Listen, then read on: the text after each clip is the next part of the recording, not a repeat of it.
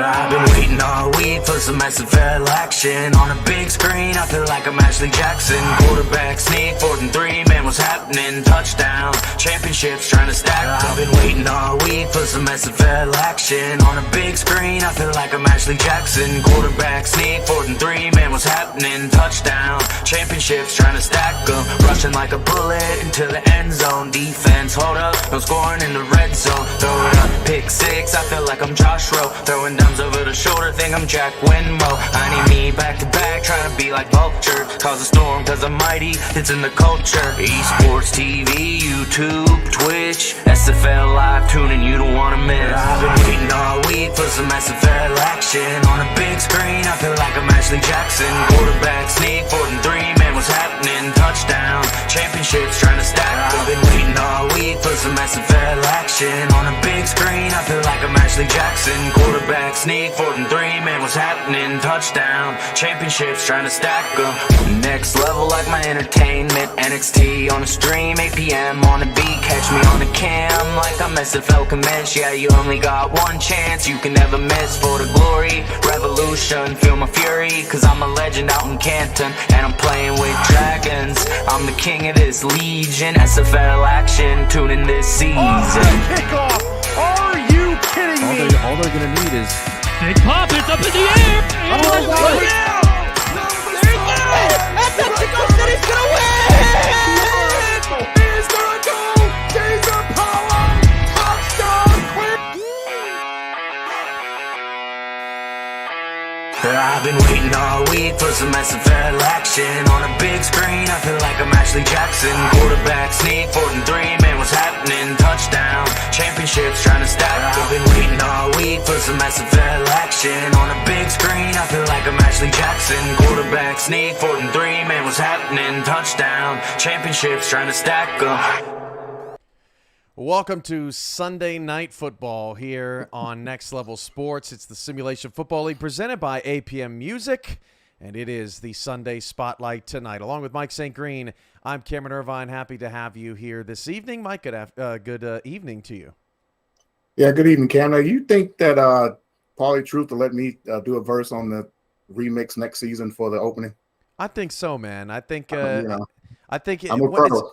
I think it's one of those featuring Mike St. Green, one of those guest star remix kind of things. You think you can pull something like that off? I've been working on this one verse since high school. I haven't finished it yet, but I may finish it in the off season. Hey, Mike, me too. You think I could get in on that? Not a chance, Cam. I've heard you try to rap. You haven't heard nothing. All right, let's get down to business here tonight. A championship rematch, Season 12, Season 16. Florida Storm, Denver Nightwings, two legendary organizations in this league, Mike. 5 championships between them. Both teams, you could say maybe their better days are behind them, or at least in the rearview mirror, trying to get back to that point. But both of these teams still have a lot of talent and the ability to pretty much beat anyone in this league. Florida leads the East Division right now. Denver is 3-6. They do not have a chance to win their division, but if they win out, they still have a slim shot of making the playoffs, and they've got Mexico City ahead as well, so their strength of victory could really improve down the stretch of this season. So lead us off. Where do you want to start first with this matchup? Yeah, let's start with the championship matchup. Of course, we know they're not playing up to that championship pedigree that they have done in the past. But two different routes the teams have taken since their last championships. Of course, Denver, they had a lot of retirements and defections once they won their last title, and they pretty much been on the rebuild, and they're right there on the cusp, Cam, with Eric Price at quarterback, 75% completion rating. He's done a solid job for this team, but just hasn't quite gotten them over the hump. And Bailey O'Shaughnessy was drafted in that same season with Eric Price. He's been a real key factor to what Denver likes to do on offense. 10 rushing touchdowns, not quite 900 yards rushing on the season, and going to need both of those guys for them to be effective against the Florida Storm tonight. It's worth noting that because of the results earlier today, Mike, any team with 7 losses has been officially eliminated. 6-6 or better is now the only way to get into the playoffs. So we know that Denver's 3-6, Florida 5-4. Mike, we've talked off air about how it feels like Louisiana has the most talent in that division, but it has not shown in the win-loss column like it has for Florida. The Storm could really put a chokehold on this East Division here tonight because Louisiana's 4-6, Atlanta's 4-6, Florida's beaten both of them, and they would go to 6-4 with one matchup against Louisiana remaining. Yeah, that would put them 2 games up in the division with 2 to play, but they do have 2 tough games remaining ahead of them. They have Lone Star, and they do have a end of the season matchup with that same Louisiana team that we've talked about. So this is a huge game for them, Cam. They really, I think, desperately need this win to, pretty much give themselves that guaranteed 6 wins, which is always huge in the SFL, but also to possibly, thwart off any possible tiebreakers down the stretch with a possible 6-6 tie with Louisiana, because Louisiana is still capable of getting to that 6-win plateau as well. Yeah, absolutely. It's a big game tonight for all the teams around the SFL. Let's get to our bonus coverage game here tonight, San Diego and Lone Star. Very similar story here with these two teams, Mike, as San Diego's 3-6, so this now becomes a must-win game for them. Lone Star is 5-4. They are squabbling with the rest of the South Division, very tough South Division, but as of tonight, Mike, they are on the outside looking in at 5-4. They need this win not only to keep pace in their own division, but just to keep pace in the top 12 playoff race. Yeah, this is a huge game for both teams, and really and truly, this matchup had me at San Diego, Cam. When San Diego was involved, I know it's going to be high scoring and exciting and going to come down to the end. But yeah, let's talk about the Lone Star Glory for a second. A win here, as you mentioned, could put them back in that 6-4 range with everyone else down there towards the bottom, as well as catapult them into 3rd place in that competitive South Division. So huge game for them playoff-wise. San Diego trying to keep their playoff hopes alive. Explosive offense over there, averaging over 430 yards a game offensively, but the downfall to San Diego that they're going to have to figure out tonight or some point during the season. They're also giving up close to 439 yards a game on defense. So but as we mentioned with them, it's going to be exciting, high scoring, high flying, and I think that's what we're going to see out of both of those teams tonight. 3 consecutive weeks, their games have been decided by 5 points or less, and in the last couple of weeks they've blown that. Last season they went to overtime late in the year. San Diego was done for, nearly played spoiler, Mike. They actually played Lone Star tougher than most teams down the stretch of last season. Of course, the Glory went to the championship game last season, so a very good team down the stretch, and San Diego gave them all sorts of trouble, and that's what's going on in our bonus coverage tonight. You'll see live look-ins on that game throughout the evening. But coming up after the break, it's the Florida Storm and the Denver Nightwings. Tim Hackett, Charles Doherty, an all-star crew on the call for this one. And we can't wait to see what these two dial up tonight. Must win for Denver. Florida trying to keep their lead in the East. The SFL on NXT continues next.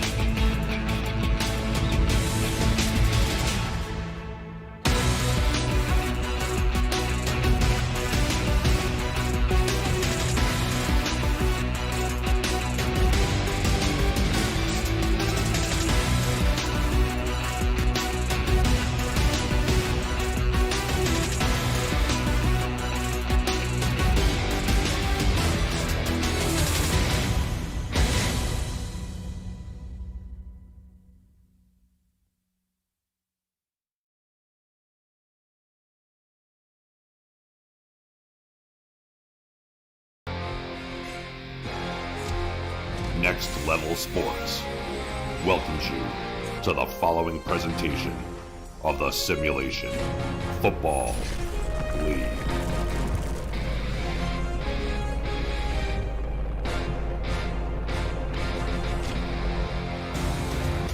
The Simulation Football League Sunday Showcase heads to Denver for a matchup with implications that stack a mile high.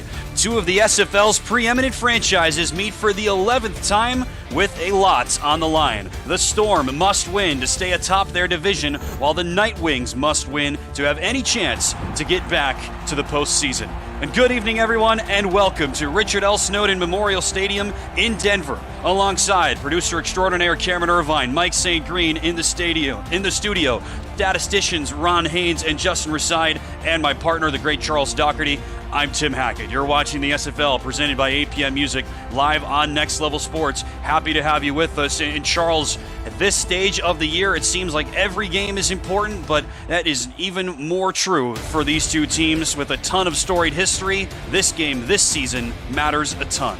Yeah, both teams have a deep championship pedigree, and they're in positions we're not used to seeing. They have to win every game to stay in it. Not necessarily Florida, but Denver's, if they lose one, they're done. But again, I'm not used to seeing either of these, barely around or either above or below the 500 record. So this is going to be interesting tonight. They've got a lot of quality players on both sides of the ball for both teams, and just looking for one of them to get their engines fired up and maybe take that momentum into the playoffs. There's no doubt, Charles, seeing Denver at 3-6 with only 3 games left is an unusual sight. The franchise has won 57% of their games and 2 SFL titles. They've appeared in 3 championship games. 2 of those were against the Florida Storm, or at least their franchise. And like Charles said, if you're just joining us, the guys talked about it pregame as well. It is win or go home for Denver. 7 losses or more, and you can't make the playoffs in season 19. You have to be at least 6-6 to have a prayer. So Denver must win, defend home field against the Florida Storm, one of the all-time great SFL franchises. The Storm will get the ball, and they bring it out to the 30-yard line, and that is where the SFL offense of the Florida Storm will start. That's Art Vandelay, now playing in his first season with the Florida Storm. Joined the coaching staff last year and took over the reins this year as the Florida head coach from the great Max Paul, multi-time SFL championship winner. Now it's Vandelay's show with Max Paul kind of overseeing things as the league owner. And Ron Cochran, the veteran quarterback, is having one of the worst seasons of his career. He will throw on first down, and it's swatted right into traffic. Immediately goes Cochran, and Rob Foraker, the rookie linebacker, knocks it away. Yeah, to add to your comment about Ron Cochran, I mean, this is not the Ron Cochran I'm used to seeing. Overall career, 73% completion percentage. This year, he's barely around 66%. He's been improving the last 3 games, but this is not the Ron Cochran that we're used to seeing. He has thrown 27 interceptions and only 8 touchdowns, dead last in the league for a Hall of Fame quarterback and one of the all-time greats. First pass was knocked away. Now he'll throw short on second down. That's a nice catch for E.J. Minson. Talk about another guy who's jumped up in roles, used to be a tight end on this team, and now is one of their top wide receivers. I think the key for a Ron Cochran, a good game, is for him to spread the ball around. Not just passing, but also obviously you want to keep Charlie Beletsky involved, and a little bit of J.W. Doyle as well. Minson is the team's leader in receptions and receiving yards, but only 1 receiving touchdowns. Now on third down, it's been a pain point for both defenses, and Denver is going to win out on the first third down opportunity. Cochran looking for Verrett and Zarkov. Foraker again on coverage, and it's 4th down. Yeah, good coverage by Denver, and we've got a lot of rookies in that secondary. But so far they've been holding it pretty tight, and great job. They stopped them in their tracks, and now they get to hand the ball off to their offense. Something else we haven't seen a lot of in recent years, Charles, is Florida is abysmal on third downs. Historically, they have almost always at least, been one of the best teams in the SFL in third down hit rate. This season, 45%, as the 3rd worst mark in the league, and they are 0 for 1 so far tonight. So Ron Cochran's first drive ends after just 3 plays, and now a look at a guy on the other end of his SFL career. 11th season for Ron Cochran, 3rd season in the SFL for Eric Price. They had some immediate success with him and with Bailey O'Shaughnessy as the quarterback running back duo, Charles, but this season the offense is really yet to get off the ground. Eric Price will be under center with O'Shaughnessy in the backfield. Price will throw it to O'Shaughnessy. The two link up on the first play from scrimmage, and it's a gain of 5.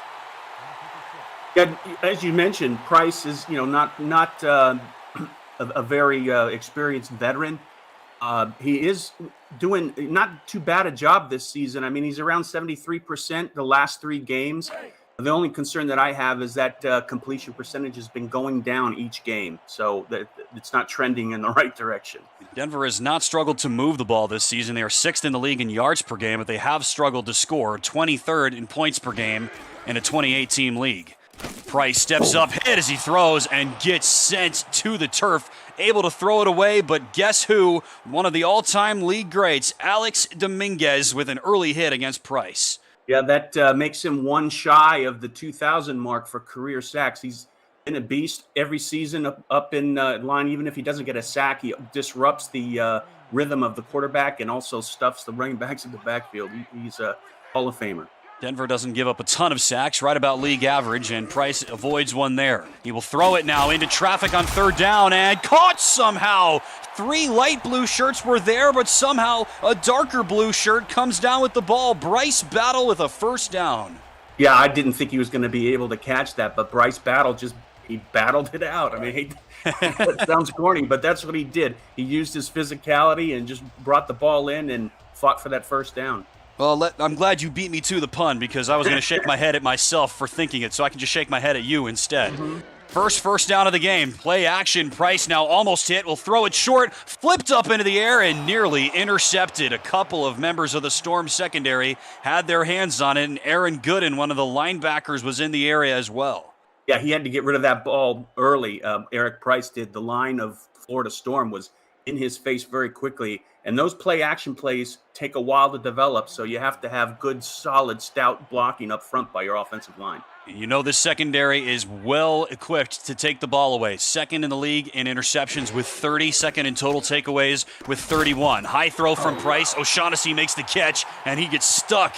Back-to-back plays by Aaron Gooden, second-year outside linebacker. Yeah, I think that makes his 100th career tackle on that one, and it was perfect time to do it. Keep it in at 3rd and 10. I saw Florida in week 1, Charles, and Ryan Davidson put the league on notice with pick sixes, 2 of them in the first quarter. He's now still got 3, which is still the most in the league. Him and Evan Carroll have combined for 5 defensive touchdowns. No one in the league is more than that. Another 3rd down. Price again has it swatted. This time it is Stephen Black, the 3rd season middle linebacker, and the Storm defense comes up big. Yeah, I didn't see if there was any pressure on Eric Price on that play, but it looks like he's having to get rid of that ball early and not letting the wide receiver settle on their routes. We just talked about the secondary singing their praises, but now it's the linebackers getting involved, making back-to-back swats. Storm defense 5th in the league in pass deflections, and again, 2nd in interceptions. They force a punt after just 1 first down. Returnable there for Art Vandelay, and he will get Florida out to the 36-yard line. If you're new to the SFL, it's the Simulation Football League. It combines traditional sports, esports, and a role-playing game into one. Team strategies are being executed in real time by our simulations as real-life players compete on the virtual gridiron. For more information about the SFL, visit our website at www.simulationfl.net. The SFL, we put the fan in fantasy. And this has been a fantastic matchup in league history. They've met in the championship game twice, in the playoffs 3 total times, meeting here in Week 12 with plenty of postseason implications. Gain of 5 on first down for Ron Cochran. That's to the air and caught by Ron Haynes, rookie tight end. Yeah, it looks. Yeah, I get the feeling that both offenses are trying to settle down and settle into their game plan. It looks like both of them are a little off. Cochran has seemed to be off all season, which is just a surprise. They'll fake it, and now Cochran goes down. Florida has given up a ton of sacks this season, 25 now against Ron Cochran. Hard to get in rhythm if something like that happens, Charles. Igor Barbatov has that one. Anytime you got somebody named Igor running at you, it's like a horror movie. But on that particular play, we talked about Denver trying to run the play action. I believe Florida tried to play action on that one as well.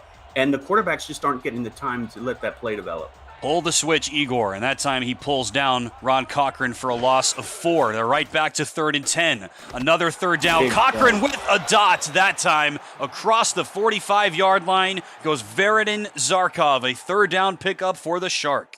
Well, the offensive line for Florida did Ron Cochran good on that play. He had plenty of time. The wide receivers and the tight ends in particular on this play were able to execute their route to precision, and Zarkov was just wide open in the middle.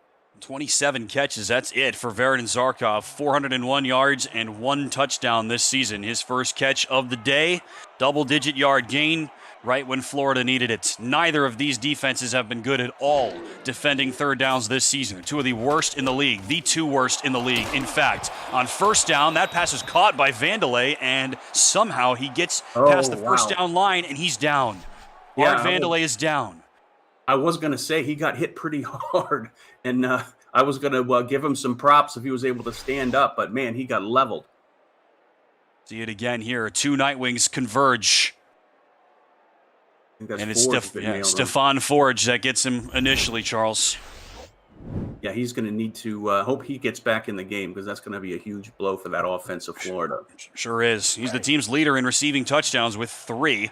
He's There he is. also the returner as well, so it's going to Right. impact him on 2 phases. No doubt. I'm curious to see who they would go to next if he's not able to return. We'll have to wait and see.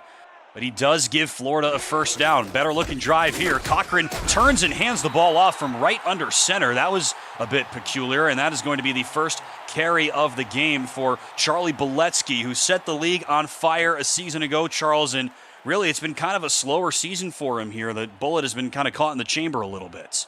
It doesn't seem like he's getting a lot. I mean, he's averaging around a little under 20 over the last 3 games, 20 carries, so he doesn't seem to be getting the ball too terribly often. So hopefully tonight they'll get him a little more involved in the game plan. Again, from the 2-back set, Cochran rolls out and it's taken down again. A second sack for Denver. Igor Barbatov does it again. Wow. Yeah, he sees something on that offensive line. There's they must have seen something on film, and they just said, Igor, go out there and attack it. He's been back there all night and was able to capitalize twice. Denver's only picked up 15 sacks as a team this season. It's right about league average. Barbatov with 3.5 before tonight. Give him 2 solos tonight already. Third down and a mile for Cochran. Throws, had a target wide open, but he had to dive to make that catch, and he's short of the sticks. That's Stephen Bush, the veteran in his 10th SFL season, and Cochran did not let him get that first down.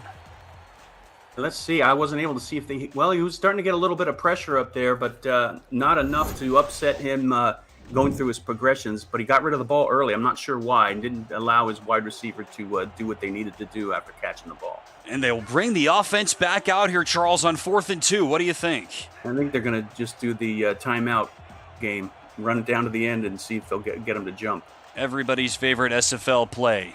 I've already seen it a it's couple yours. of times. Oh, it Oh, worked they this run it, and they get a flag. Cochran's pass is caught. Well, I would have jumped off too. They snapped it. I can't believe it, Charles. Zarkov has another catch. There's a penalty as well. I don't think it'll matter. It's a first down for the Storm. Win-win either way. There you go. They got Denver to jump. That's Gene Benazzi finally getting to play with Igor Barbatov. And he jumps off sides, ruining what was a good series from Igor Barbatov. And not even sure. Did they accept the penalty? I believe they did. Okay, so that means it won't Not be a catch for 100%. Zarkov. It doesn't matter. Either way, about the free 5 yards was about the distance of the play as well. So it's first down right on the fringes of the red zone for Florida. A 4th down conversion the old-fashioned way. Cochran will throw. That's a zip. Nice catch right on target, and a gain of 7 on first down for Jose Galliano, one of the best backup wideouts in the SFL, and might play an elevated role with Art Vandelay ailing. Oh, definitely. And, I think they can get a little more aggressive here as they get closer to the goal line. I normally don't say that, but, I mean, they're going up against some pretty young cornerbacks here, and they're going to be tested. Cochran to throw. Sideline swatted. Zarkov was the target, and for the 3rd time in this game already, Charles, Rob Foraker is in the area to defend a pass. Another rookie on the Denver defense, and he proved me wrong on that play. It was great coverage, great closing speed. There's 4 pass deflections for Forker this season. He's had a couple already in this game, and yet another third down for Florida. Beletsky in the backfield with Cochran and a couple of wideouts. 8 in the box for Denver on 3rd and 3. Low snap. Cochran looking this way, wide open. First down for Stephen Bush, and that is more like it for this longtime duo. Yeah, that was not sure what play Denver was playing on defense, but it looked like Ron Cochran had a couple options there, up both at the top of the screen and obviously down at the bottom where they got the first down. They call it cover 0, right? No one was on Stephen Bush. Yeah, something like that. And a guy appropriately who does all the little things right for a guy named Stephen Bush, and he gets Florida a 1st and goal.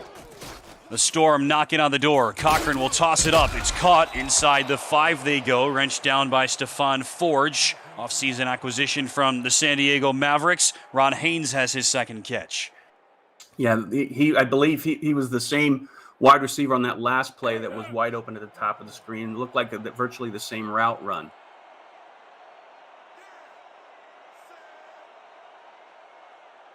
The Storm will spread it out 4 wides with Art Vandelay on the sideline. Cochran steps up and is taken down for the 3rd time, and Igor Barbatov has a first-quarter hat trick of sacks. Unbelievable. He's just destroying that offensive line, and they did a quad look and they tried to do an all slants, but the secondary of Denver was they sat in place, they were very disciplined, and then shut that down. Historically a great offensive line, and Florida has struggled so far here today and on the balance of this season. 3rd down and goal now. Cochran sees pressure again, fires back corner, had a man open, but out of bounds was Stephen Bush. Pressure applied by Hugo Reynosa, 5th season defensive end. Cochran can't complete the pass, and it's 4th down. Yeah, Hugo Reynosa saved the touchdown on that one. He had to get rid of the ball early because Hugo was right in his face. So after all of that, Florida converted a 3rd down, then converted a 4th down just to get to this situation. And they will have to trot out Ethan Sneed, a veteran place kicker, one of the best in the SFL. Has not missed a kick yet this season. One of the few place kickers that is still perfect here in Week 12.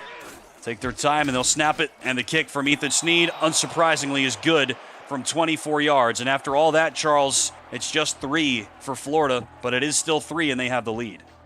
Yeah, I mean, it's somewhat of a win for Denver. I mean, they avoided the touchdown. I'm a little surprised at all of the number of pass plays on that series. We haven't seen that much of Beletsky. No doubt. 15-play drive for Florida. 8 of the plays were pass plays. We did not see very much from Charlie Beletsky at all so far in this game. Deep kickoff from Ethan Sneed, and Denver will have to start from the 22-yard line. It's such an interesting matchup, Charles. Cam and Mike talked about it in the pregame. These two teams have such storied history. As we mentioned, they've combined for 5 SFL titles all time. Florida, of course, one of the preeminent franchises in this league, even dating back to when they were the Alaska Storm. But this is such an important matchup, and it's always one that's highlighted on the league calendar. But it's kind of a weird one because Denver is just, frankly, not as good as they have been in the past, and so they absolutely need to win this game to have a chance to get back to the playoffs. Price's pass is through the hands of a couple of players, including Riley Quintero, and there's the updates on Art Vandelay. He is done for the day for the Storm. Well, good playoff teams are able to make adjustments when somebody goes down, somebody else stands up, and let's just see who that's going to be tonight. As Charles mentioned, Florida is going to have to find a new kick returner as well. Vandelay has returned kicks all season. Storm have a couple of guys who used to return kicks already in their employ, but nobody this season. Price dodged a bullet on that one. He now finds pressure and tosses it back to Bailey O'Shaughnessy. O'Shaughnessy wrestling through a tackler and is close to the first down line. Finally dragged down by Stephen Black, but a great effort from Bailey O.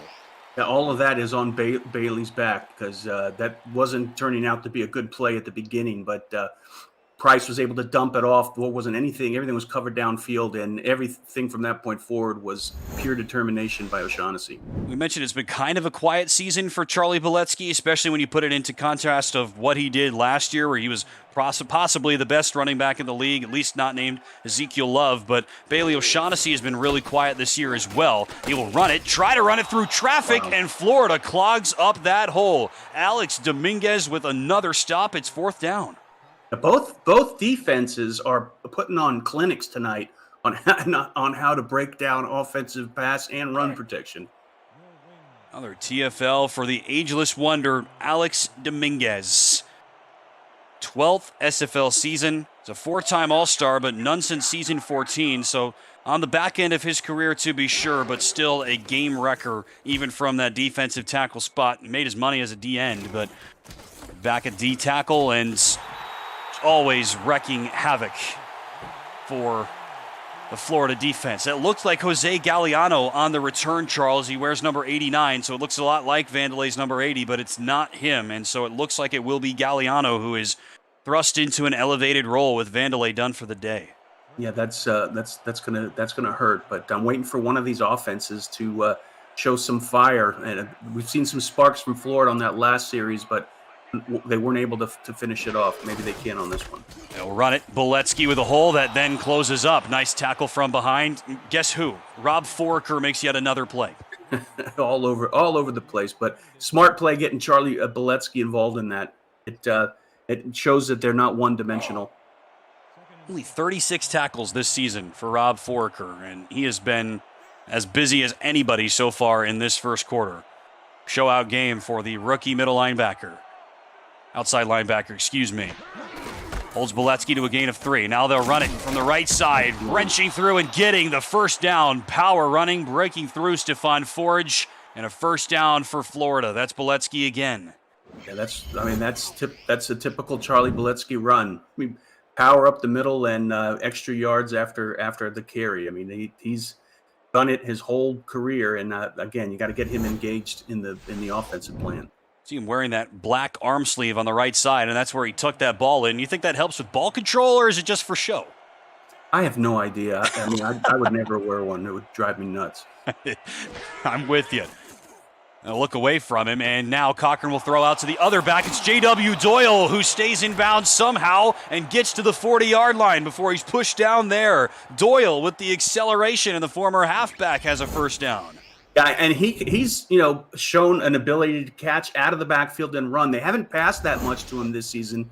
Last 3 games, he's been averaging about 3 receptions a game, but looks like they caught Denver napping on that one, not expecting a pass to Doyle, and they made him pay. That's about his season average. He's only totaled 21 catches this year, which is one of the highest numbers in the league in terms of fullbacks. Also 13 carries and 2 total touchdowns for J.W. Doyle. Gets involved for the first time. 1 minute left in the first. Cochran tosses it this way to Boletsky, who is thrown back once again. I'll give you one guess, Charles. It's Rob Foraker once again with the stop. Yeah, and Boletsky met the Foraker there and brought him down. And you can use those swing passes, only so long before the defense starts adjusting to it. He's leveled up. He's more like a 7-occur so far tonight. He's been really, really good. No gain on that play. Offset eye, they'll run it. Boletsky with one man out pushing in front. Running room for Boletsky out to the left sideline. Inside the 20 he goes. Foraker is there again to help bring him down, but not before a gain of 26. And Florida right back in the red zone. Yeah, best run of the night so far for Charlie Boletsky, but also one of the best run blocking plays for Florida. Everyone did their job. Great execution on that run block, allowing a great hole for Charlie Boletsky to go through. We mentioned, Charles, historically, the offensive line has been a hallmark for Florida. They've struggled pass protection so far this season, but Greg McDonaldson and Joseph Wade have still been integral parts of who this team is, and they help pave the way. The longest play of the day for either side. We're done with 1 in Denver. Ethan Sneed, 3, Denver 0. You're watching the SFL presented by APM Music live on Next Level Sports.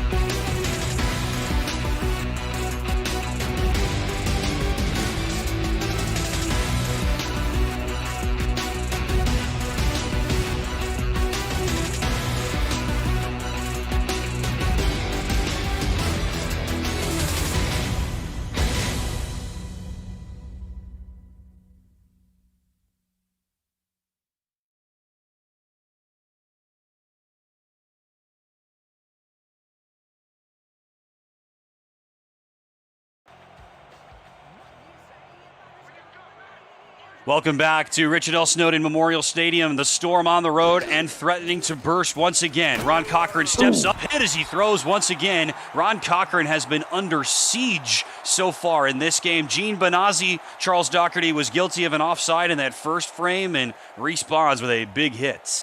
Yeah, there were a couple folks from the Denver Night Wings line ready to lay the hurt on Ron Cochran. I think Hugo was a half step behind as well.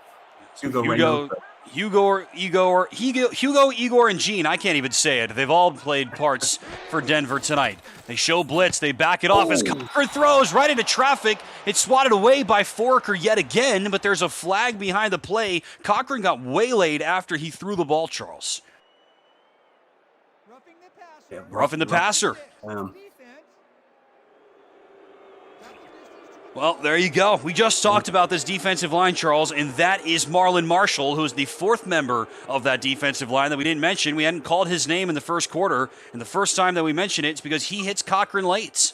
Well, he last game he had 2 sacks, and this game is the Igor Barbatov show. But we've seen a couple mistakes of that from that young Denver Night Wings defense, and they're going to need to strap it in and tighten it up because they can't make many more of those. Free first down for Florida, but remember, Denver made a stand when Florida was here in the first quarter, limited them to just a chip shot field goal. Cochran to throw, looking this way, it's caught but out of bounds, goes E.J. Minson. He had all kinds of running room and couldn't turn the corner. Yeah, just a little momentum the other way, and he would have waltzed into the end zone. Still a decent play there, but man, almost had some points on the board. Florida has only passed for 8 touchdowns this season. They've only scored 19 touchdowns on offense all season. Could not link up that time. 2nd and goal from the 1. They'll hand it off. Boletsky, so much for that. Charlie Boletsky has struck again. Rushing touchdown number 10. First touchdown today belongs to the Storm. Yeah, great series by Florida. I think they figured out what they needed to do and came out and did that mix we were asking for. We saw a little bit of Boletsky, even a little bit of the fullback Doyle on that series, and it was well run, and it kept Denver on their heels. Denver made a couple mistakes, and Florida made them pay. Another long drive, Charles. Remember, Florida went 3 and out on its first possession. Then they go 16 plays, 65 yards for their field goal, and now this drive, 9 plays, 55 yards. And a 1-yard rushing touchdown, as you see at the bottom of your screen, for Charlie Boletsky. PAT nearly blocked, but still up and good for Ethan Snead. And it's not been pretty. Denver has made a number of plays so far, but this Florida offense has looked solid. Yeah, very solid. And, it reminds me of the offenses I've seen in prior seasons where they just can continually drive down the field, and either they get a field goal or they get a touchdown, and eventually they're up by 21, 24 points. And meanwhile, for Denver, the Nightwing offense, 2 possessions, 11 plays, 18 total yards. That's it. And now they trail by 10 points. Remember, Florida is down one of their top receivers and their kick returner, Art Vandelay, for the rest of the game. So Bryce Battle will be the incumbent now for Denver, the only mainstay return man for either team. Happy to have you with us as we get going here in the second quarter alongside the great Charles Doherty. I'm Tim Hackett, excited to be here with you tonight. Justin Residin, Ron Haynes, and the Stat Truck, Cameron Irvine and Mike St. Green coming up at the halftime break. A lot of action already in the Simulation Football League this weekend, and plenty more to come tonight, we do believe. Eric Price under pressure and taken down once again. These defensive lines have been all over the scene in this game. Charles, Alessandro Tomaello with his first sack. Yeah, they tried to do that play action again, and I think they need to scrap that, throw it out of the playbook, and don't call it again tonight, because the line of Florida, as I said many times, not giving them enough time in order for that to develop. First sack for Tomaello. He's had a couple of good seasons back-to-back, but just 1.5 sacks for him this season and only 19 tackles. Play action again. They'll throw it short. It's caught. Nice link up to number 44, the fullback, R.E. Mills, one of the most used fullbacks in the SFL. He is a real threat as a pass catcher, Charles, on a nice gain of 10. Yeah, he's also a good runner as well. He averages, he's not given the ball a ton of times, but he averages about 4.1 a carry, and that's more than you need from a fullback. And averages better than 9 yards per catch, which is crazy for a fullback. 3rd and 6 makes it more manageable. Price again, play action, again over the middle. Again, it's R.E. Mills into enemy territory and down to the 37-yard line. A gain of 40 for R.E. Mills.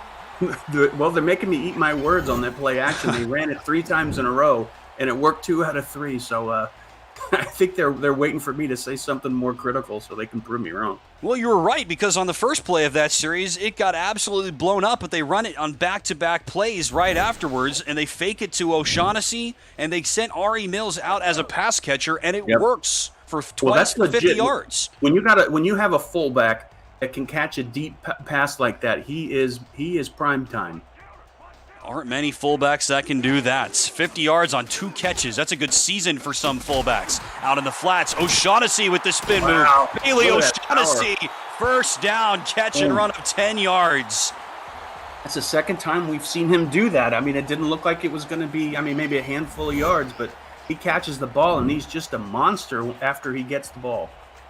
1 tackle, 2 tackles, those are gone. And then finally, it takes, you take your pick, 4 Storm defenders to finally bring him down?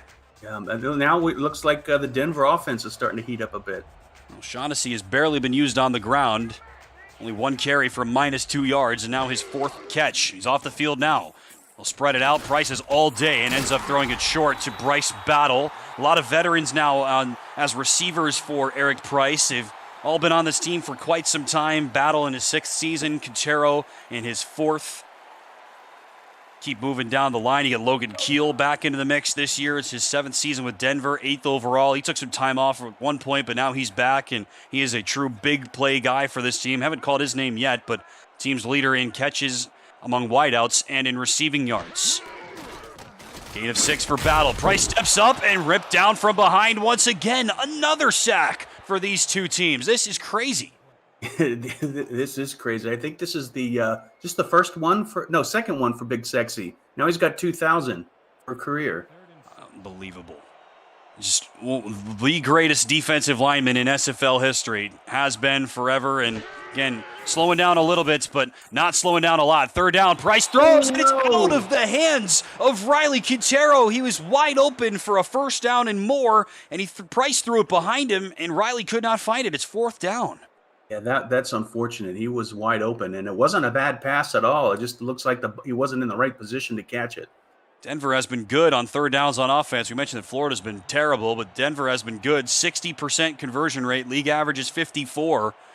They miss-hit on that one. And so Mason Remy, who joined the team mid-season, or right after the start of the season, really, has not kicked the ball very much for Denver this year. He's just 8 of 11. Dead last in the league in field goal makes. And he will come on for the first time. The holder gets absolutely walloped, and Remy's kick is no good. His 4th miss of the season, and Denver stuck at 0.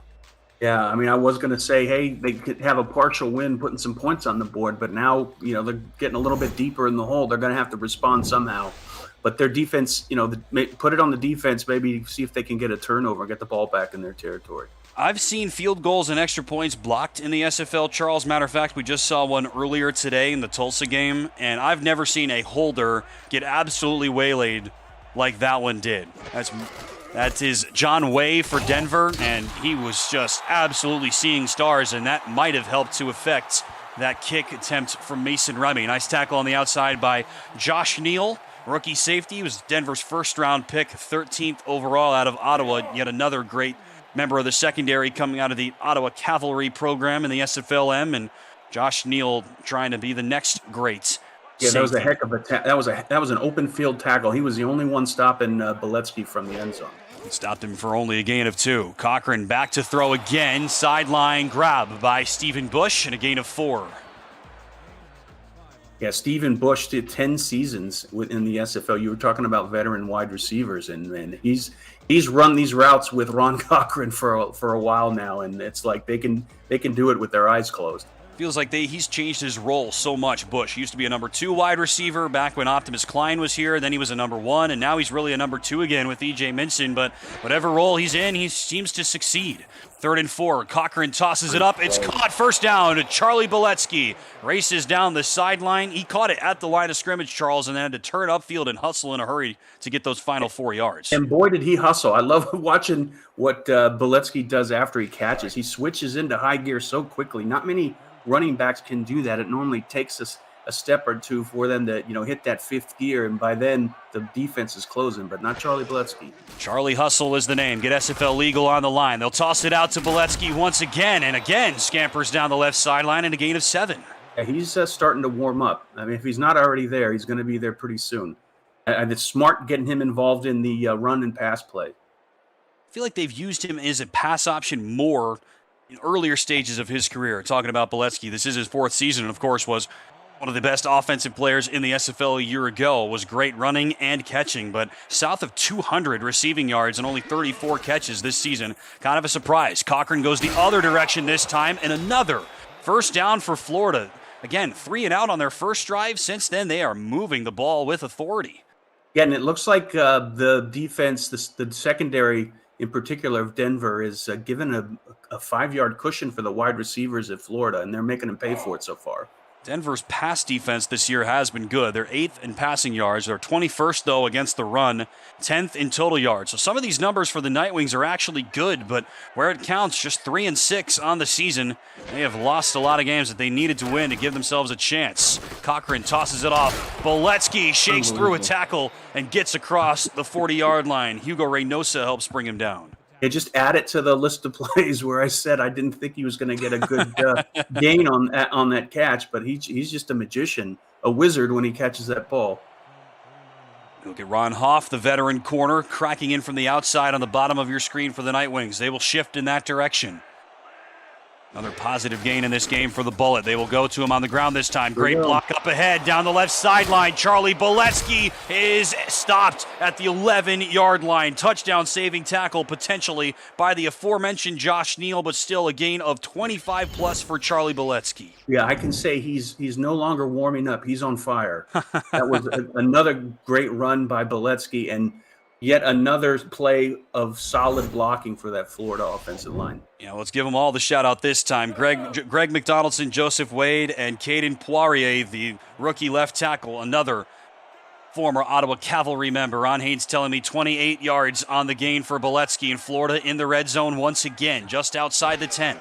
Boletsky alone in the backfield. Cochran fires over the middle. 2 receivers were there. And that made forward progress a little bit harder for Vered and Zarkov. Or check that, it is Ron Haynes. Not just 2 receivers, 2 tight ends. They were like Siamese twins running down the field on that slant route. It's one way of looking at a 2 tight end set. They run the exact same routes. Yep. Either of them could have caught it, and unfortunately I think they kind of got tangled up. So it's a gain of 5 for Ron Haynes. Couple of catches already for him in this game. Trips to the top. Cochran will toss. Charlie Boletsky, and stopped once again. I'll give you one guess. Okay. That was a solid hit by Forker. I mean, there you go. He's all over the place. You guessed right. This is like a virtuoso effort from a rookie linebacker against last year's Offensive Player of the Year, Charlie Boletsky. He's got his family in the stands. I'm going to have to meet the Forkers. I guess so. 3rd and 5 from the 6. Cochran lofts it and swatted away again. Foraker was in the area once again. Give him the MVP of this first half. Denver's trailing, but imagine how worse it might have been if not for him and for Neal and for Igor Barbatov. That's going to force another field goal from Ethan Snead. Yeah, the rookie linebacker was really putting the defense on his shoulders. I mean, they needed to have some good plays here to keep them out of the end zone. They're going to be down potentially by 13, but heck, man, it's a lot better than 17. Doubt, and Florida comes up empty in the red zone once again. Mike Hatz awaiting this snap. It's low. Hatz holds it up, and Snead's kick is blocked. The Nightwing defense comes up big again, but there's another flag after the play. Oh, man. Snead can't believe it. Late hit against Florida. Wow, insult to injury. Wow. a late hit by Shaba Debo, the team's number 3 tight end. After the field goal was blocked, Charles, he's called for a late hit, a personal foul. Denver will get the ball and 15 yards. Well, my friend, I think you opened the floodgates with the comment on the previous kick. Which comment? I mean, about you've never seen this before on a kick? Yeah. Well, we're gonna see. I think we're gonna see some crazy stuff here going forward. I feel like every game in the SFL, I see something I've never seen before. Here goes Bailey O'Shaughnessy. We have seen that before out of him. A couple of spin moves and a nice gain of 6. Yeah, I mean, I think I don't know if I've ever seen a game where back-to-back kicks have been disrupted and blocked like I have tonight. I'm sure it's happened, but I've never seen it. I've never seen it either. And who would want to be a kicker? Ethan Snead, again, hadn't missed a kick. And that one will go down as a miss because it's blocked. We've seen so many blocked kicks in the SFL this year. Price will throw wide open. Nicely done. First catch of the day for Logan Keel. That puts Price right at the 100-yard mark. Yeah, not a lot of room for Logan Keel on that catch, but Eric Price did his wide receiver well and just put it right in the perfect position so the secondary couldn't touch him. And Keel coming back to Denver after a brief hiatus, was an all-star last season for the first time in his career. One of the best receivers in the league for Price in his sophomore year a year ago, and back to lead the team in catches and yards here. Price barely moves, throws it into traffic, and it is dropped off. It's picked off the turf. What is going on? Unbelievable. What is going on is right. How did they come up with that? It started off with, I got to see this replay. The defender on the, well, we're not going to see it. I think it was Dominguez just took 5 steps past the quarterback and didn't touch him, but did enough to disrupt the pass. And then from there, it was a circus. Who's going to catch the hot potato? It goes down as a pick for Evan Carroll, and he and Ryan Davidson are 2 of the best corners in league history. They are in a 1-2 race for best cornerback on this team. Carroll now moves 1 pick ahead of Davidson. He's got 9. Ryan has 8 this season. Everything else is pretty much dead even. And Florida's got the ball yet again. How about that move from Charlie Boletsky? Gain of 7. We've got a game update. Let's send it to Cameron Irvine in the studio. Thank you, Tim. What a catch here by Liam Hammer, Mike. Yeah, great catch by Liam Hammer. Scar Patterson takes the snap right here and drops back, play action, and finds Liam Hammer back in the back of the end zone, tiptoes in with the touchdown. San Diego Mavericks go up 7-3 in the first. Mavericks trying to keep their season alive. Back to Tim and Charles in Denver. Well, hammer time in San Diego. Thanks a lot, Cam, and not quite bullet time here in Denver, Charles. It's actually J.W. Doyle who was on the target there and could not haul it in. See, I mean, the case in point, it just tells you Ari Mills did that 30-yard run and just snagged it like Jerry Rice. But what we saw out of J.W. Doyle on that one was what you typically see when you pass it to fullbacks. No doubts. And it's been an imperfect day for both of these two teams. We're in week 12 of 14 and a lot to clean up for these two sides. And I feel you could appreciate that. The SFL veteran that you are, Charles, has always things to improve on as a coach and as a player. And down goes Cochran, something to improve on. Once again, Igor Barbatov has his 4th sack of the game. And that brings us to the 2-minute warning. Denver has made so many plays on defense. They're still down by 10. This is the SFL presented by APM Music on NXT.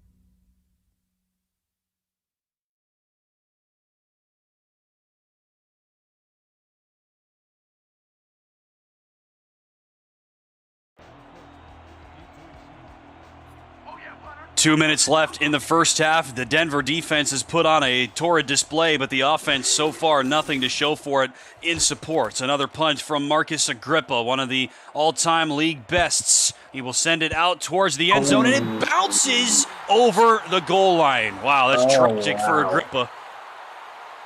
That I can't was believe a that. bottle cap away from the line. I mean, over the line. I mean, oh my gosh, he is an outstanding punter, and it just showed on that one, but just a barely short.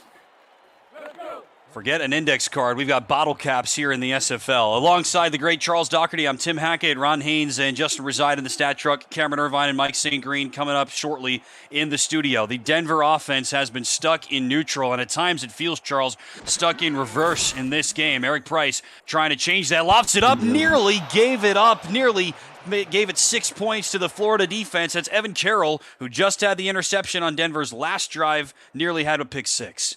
Yeah, that's an all-pro. I mean, he didn't get the interception, but the amount of air he got on that to disrupt that pass was just incredible. So far in this game, Denver has possessed the ball 4 times. They have 92 total yards of offense unofficially and 0 points. Starting this from the 20. They'll run it. Bailey O'Shaughnessy trying to stretch outside, and a gain of 2. Great rallying tackle by 3 members of the Storm. Coming up on the APM Music Halftime Report, Cameron Irvine and Mike St. Green will break down the first half between the Storm and the Nightwings, recap the best of Saturday's action, review Sunday's early games, and update you on action going on in Texas between San Diego and Lone Star. It's all coming up on the APM Music Halftime Report right here on Next Level Sports. 3rd down and 8. Florida is the worst team in the league defending third downs this season. Big one here for Price. Swatted away. 2 Nightwings were there, and there was 1 member of the Storm there. It's Adrian Blaine, the second-year safety, and she comes up with a big play. It's 4th down. That was a huge play. I mean, 6'3", 225 rookie, free safety. I mean, not many defenders back there can disrupt that 90 all-slants play that seems to get called on every 3rd down, but Adrian Blaine did on that one. Great stop for her, and another punt coming up for Quito Vasquez and the Denver Nightwings.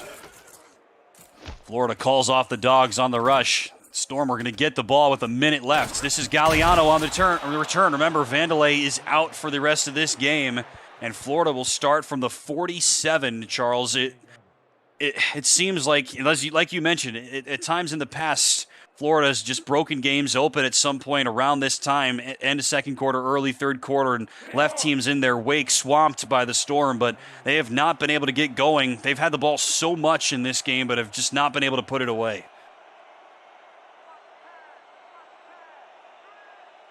3 wides, tight end, and the tailback for Ron Cochran from his own 47. Under pressure again, he'll loft it out to Beletsky, and we see that a lot in this league, Charles. That momentum takes him right out of bounds, 2nd down. Yeah, that's the first time we saw that out of Beletsky tonight. And to your point earlier, I think you got to give a lot of credit to the defensive line for Denver. I mean, just, when we think that Florida's starting to get into a rhythm and starting to, heat up, the likes of Igor Barbatov and, Hugo Reynoso or Rob Fork are just, disrupt things. Florida south of 200 total yards as a team. Beletsky's going to change that. Well over 200 now. And Beletsky down the sideline once again inside the red zone. He's off to the races. He scores! 53 yards. Touchdown, Charlie Beletsky.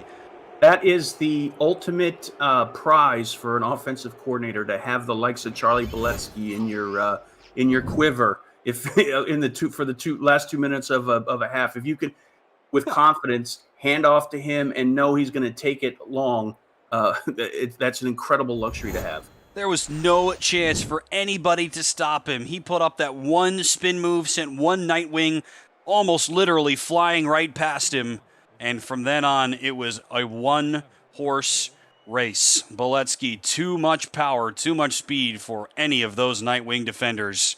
That was one of the sweetest runs I've ever seen in this league, Charles. I don't say that lightly. That was almost blocked. I decided to shut up to see in case it was blocked again. You got to stay on your toes with the kickers here in this league on this day. It's not been a clean day for them. And for Ethan Snead, he says, thank you very much. I'll take that extra points. And it's 17-0.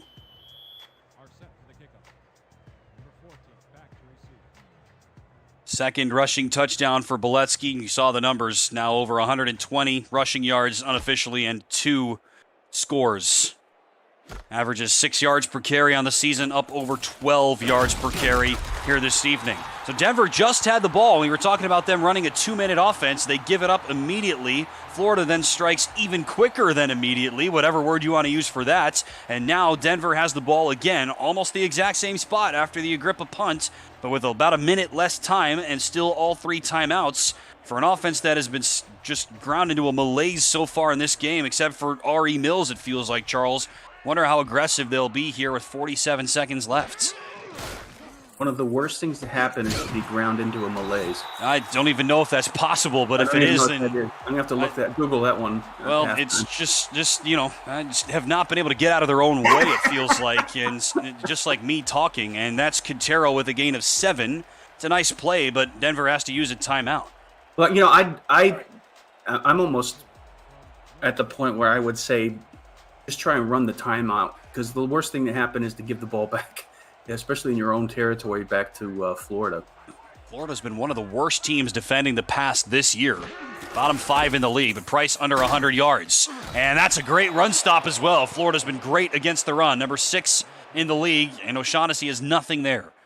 It's always a potential bad omen when they stop that 90 slants. Here they go again. O'Shaughnessy running room this time. He's got the first down, and they'll let the clock run with 25. Yeah, I mean, O'Shaughnessy's the type of back, just like Bullet, to be able to break a long one. Maybe he can do it on one of these plays. No doubt about it. He will run it again. Here he goes. Look out. Boletsky, first down. And they'll let the clock run again. 2 timeouts left. Hurry up, people. Well, time for one more play, maybe. They'll run it. Same exact play, and Florida ready for it. And now Denver will use a timeout with 1 second left. You can't see me, Charles, but I'm literally scratching my head right now. Yeah, I didn't see. I think it was one of the ends, either Stoneville or Tamello, that just laid him out. I mean, Shaughnessy's going to be seeing stars and planets and whatever leprechauns after that hit. Look at that conversation on the sideline between Javier Vasquez, the Denver head coach, and Eric Price. And to say it was heated was not saying enough. Clearly, we're not alone in questioning the timeout decisions or lack thereof there. That gives Denver a fighting chance at a Hail Mary here, 55 yards away, even after that TFL for the Storm defense. They will rush a 4th. Price, under pressure, is able to get away and will launch it all the way to the end zone. And, oh, my goodness. I thought he caught it. There was only one player there, and somehow they were that close to getting on the board. Instead, it's a first-half shutout for the Storm, and they lead it 17-0 in this clash of league titans. Cameron Irvine and Mike St. Green with the halftime show right after this on Next Level Sports.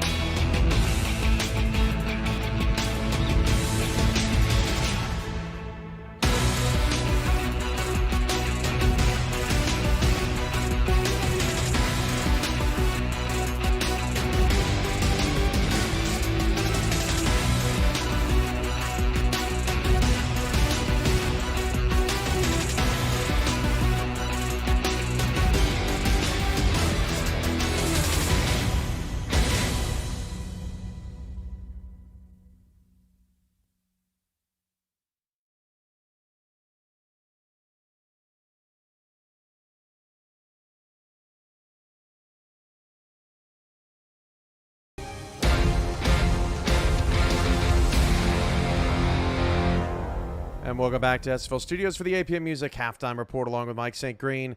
I'm Cameron Irvine. 17-0 Florida leads Denver at the break. The Florida Storm look real sharp tonight, Mike, offensively and defensively. Yeah, kind of a strange first half in a way, Cam. Denver playing pretty solidly defensively. Berbatov has 3 sacks. They had a great first quarter defensively anyway, but Charlie Boletsky kind of got going there in the second quarter, a couple of touchdown runs, one early in the second and then one late, to add to his season total. And pretty much, he hadn't been having a great season as far as Charlie Boletsky standards go, but a huge first half has Florida on top. And surprisingly, kind of low-key, 27 passes in the first half for Ron Cochran. In total, 37 plays between Cochran and Boletsky to just 26 for Denver. But Florida has been on the field, controlling the clock. Their first 2 scoring drives combined for 20 plays in the drive. So Florida's been playing their game, and they have been playing it all night long. San Diego leads Lone Star right now 10-6 in the second quarter, Mike, and that's a must-win game for the Mavericks. And so far, so good for San Diego. Their defense has held strong in the red zone. Yeah, we mentioned how many yards, that defense typically gives up in a game. And they've really played a solid first quarter. They just not went to the second quarter in this game, held Lone Star to a couple of red zone field goals, and they've done a good job of controlling the clock a little bit and keeping Lone Star out of the end zone. Scar Patterson, clean sheet, 10 of 16, 124 yards, touchdown, no picks in the first half of that one. All right, Mike, best of Saturday night. Portland and Queen City. Let's get to the SFL highlights. First quarter, and it's O.J. Bruin out to Jet 0, and Queen City was looking sharp early, 7-0. The Cannons are firing in Buffalo. Next series, late first quarter, Bruin facing his former team in the Portland Fleet. Steps up, takes off, runs for the first down, and these 2 4 and 5 teams playing for playoff positioning on Saturday night advantage Queen City early on. Later in the drive, it's Bruin with 2 in the backfield, handing it off to 0. He does the rest, and just like that, Mike, 14-0 Queen City. They look good early. Yeah, that's one thing I like to see out of Queen City. Get Jet 0 involved. It's particularly right there down around the goal line. He will typically get the job done. Late in the first half, Ezekiel Love didn't do much on this night. He was really clamped down by this defense, got hurt in the fourth quarter and did not return, but Cyrus Jive would put the team on his back. Here he finds Nelson Lozano Jr. down the middle, who had a major game last night, and then second and goal from the 5. It's Jive going right back to his favorite target of the evening, touchdown to Lozano Jr. in the back. Yeah, Cyrus Jive, he has to be a Rookie of the Year candidate, Cam. He's really done a great job for the Fleet this season. Third and goal at the 9. Israel Adams with the touchdown. Kind of snakes it in between 2 defenders into the end zone, and Portland takes a 3-point lead. Still up 3. Late fourth quarter. Oh, boy, that's the first time either team turned the ball over on this night. Ted Haynes with the interception, and what a key tackle there by Israel Adams at the end of the play. Yeah, if a defensive play needs to be made for the Queen City Corsairs, typically it's going to be Ted Haynes that comes through and make a big play, and there was a big play right here to get Queen City back in a range to try to take the lead. The drive ended with a field goal and then tied at 20 with 4 minutes to go. Terrible tackle by Jet 0 in open field, and Dale McClain all the way. He's gone, Mike. What a play. Yeah, the past couple of seasons, this is something we became accustomed to seeing from the Fleet. The defense making big plays, big turnaround plays, pick sixes and things of that sort. And McClain comes through with a big pick 6 right here to give Portland the lead. The winner of this game goes to 5-5 and is right in the thick of it of the playoff race. And Dale McClain makes the play of his life with Ezekiel Love out of the game. The defense stepped up for Portland.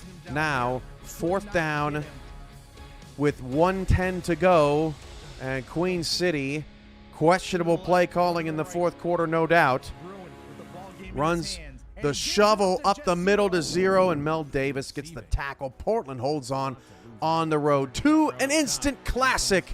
DC and Minnesota on Next Level Sports. Yesterday we picked this game up early, second quarter, tie game at 7. That pass caught by Ronnie Shanahan puts DC up 14-7. Then right before the half, Colin Hart's second receiving touchdown ties the game at 14.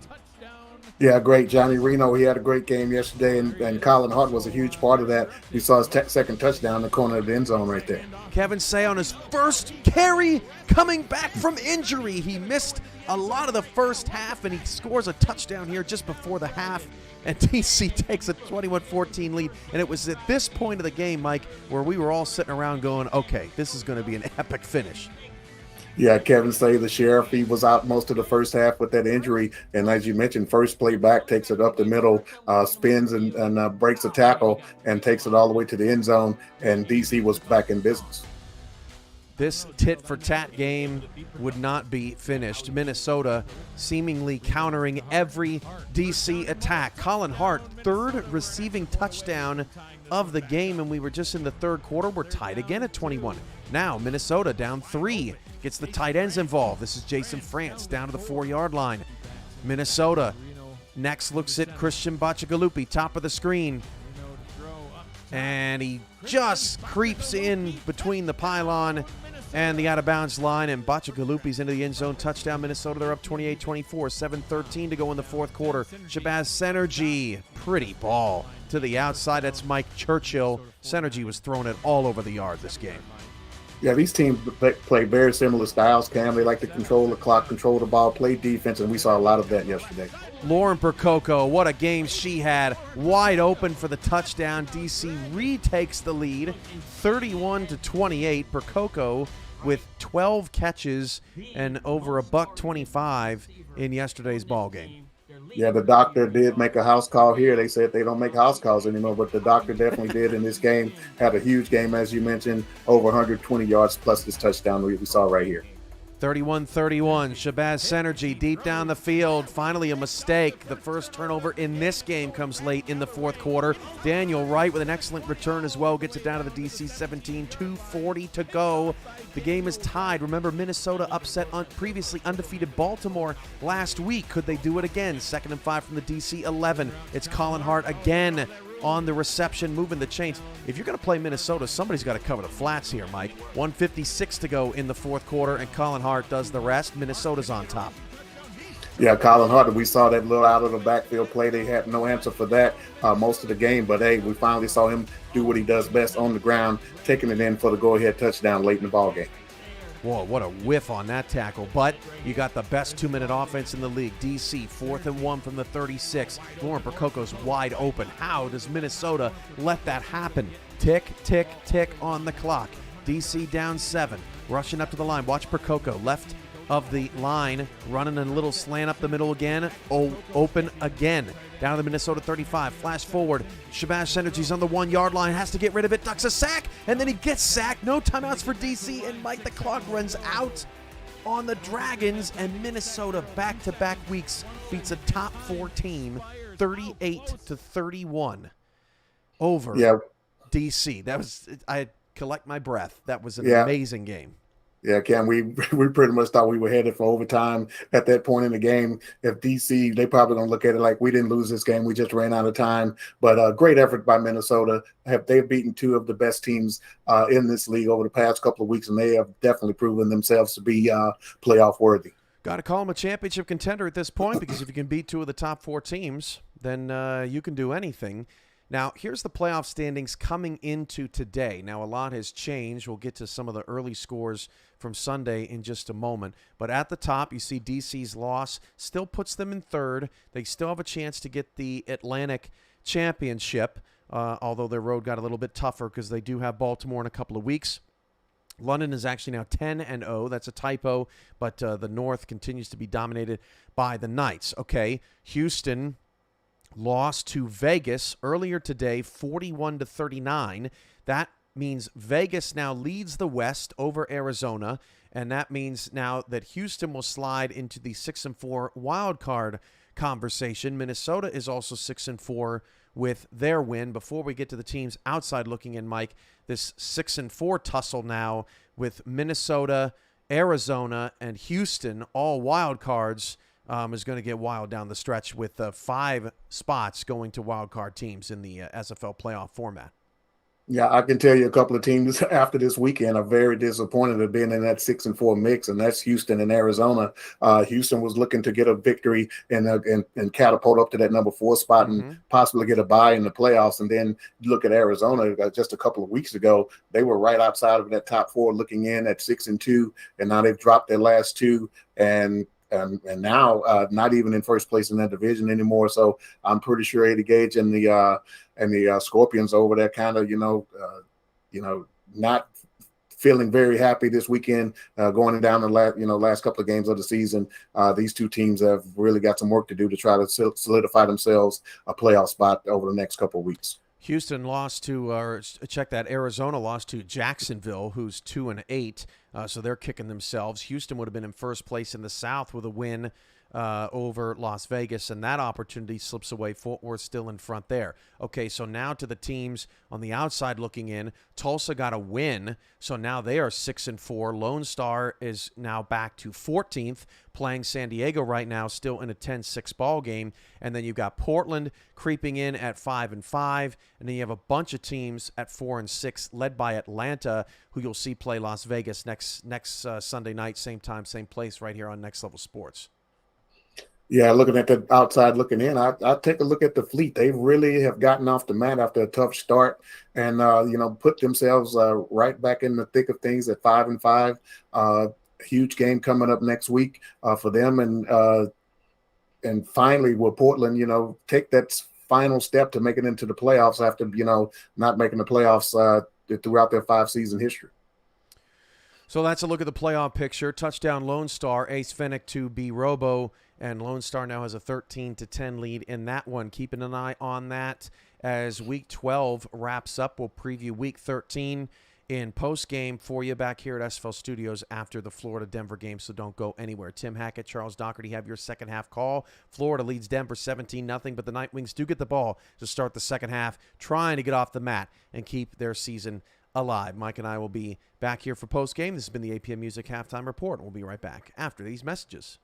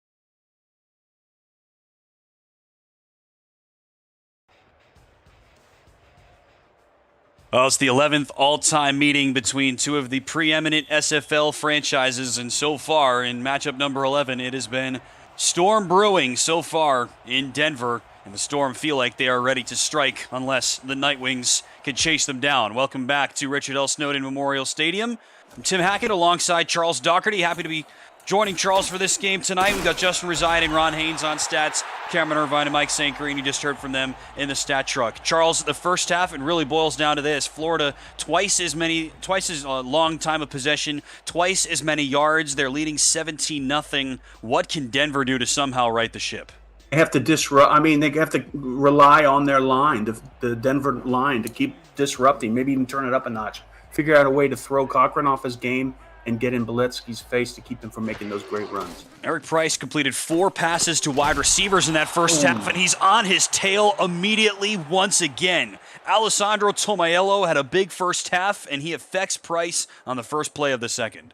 Yeah, and we were talking at the break. I think this is reminds me somewhat of the Florida of old. I mean, they're putting points on the board, not rapidly, but just a little bit here, a little bit there.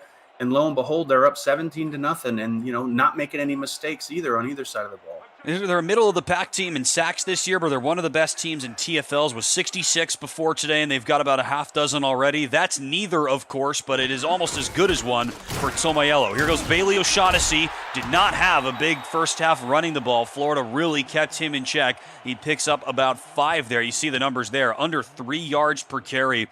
For O'Shaughnessy on the season, he averages just over 5, which is outside of the top 10 in the league.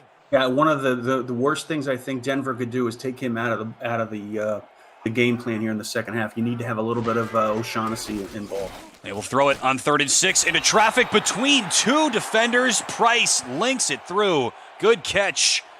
McCullough Foster has his first catch of the day.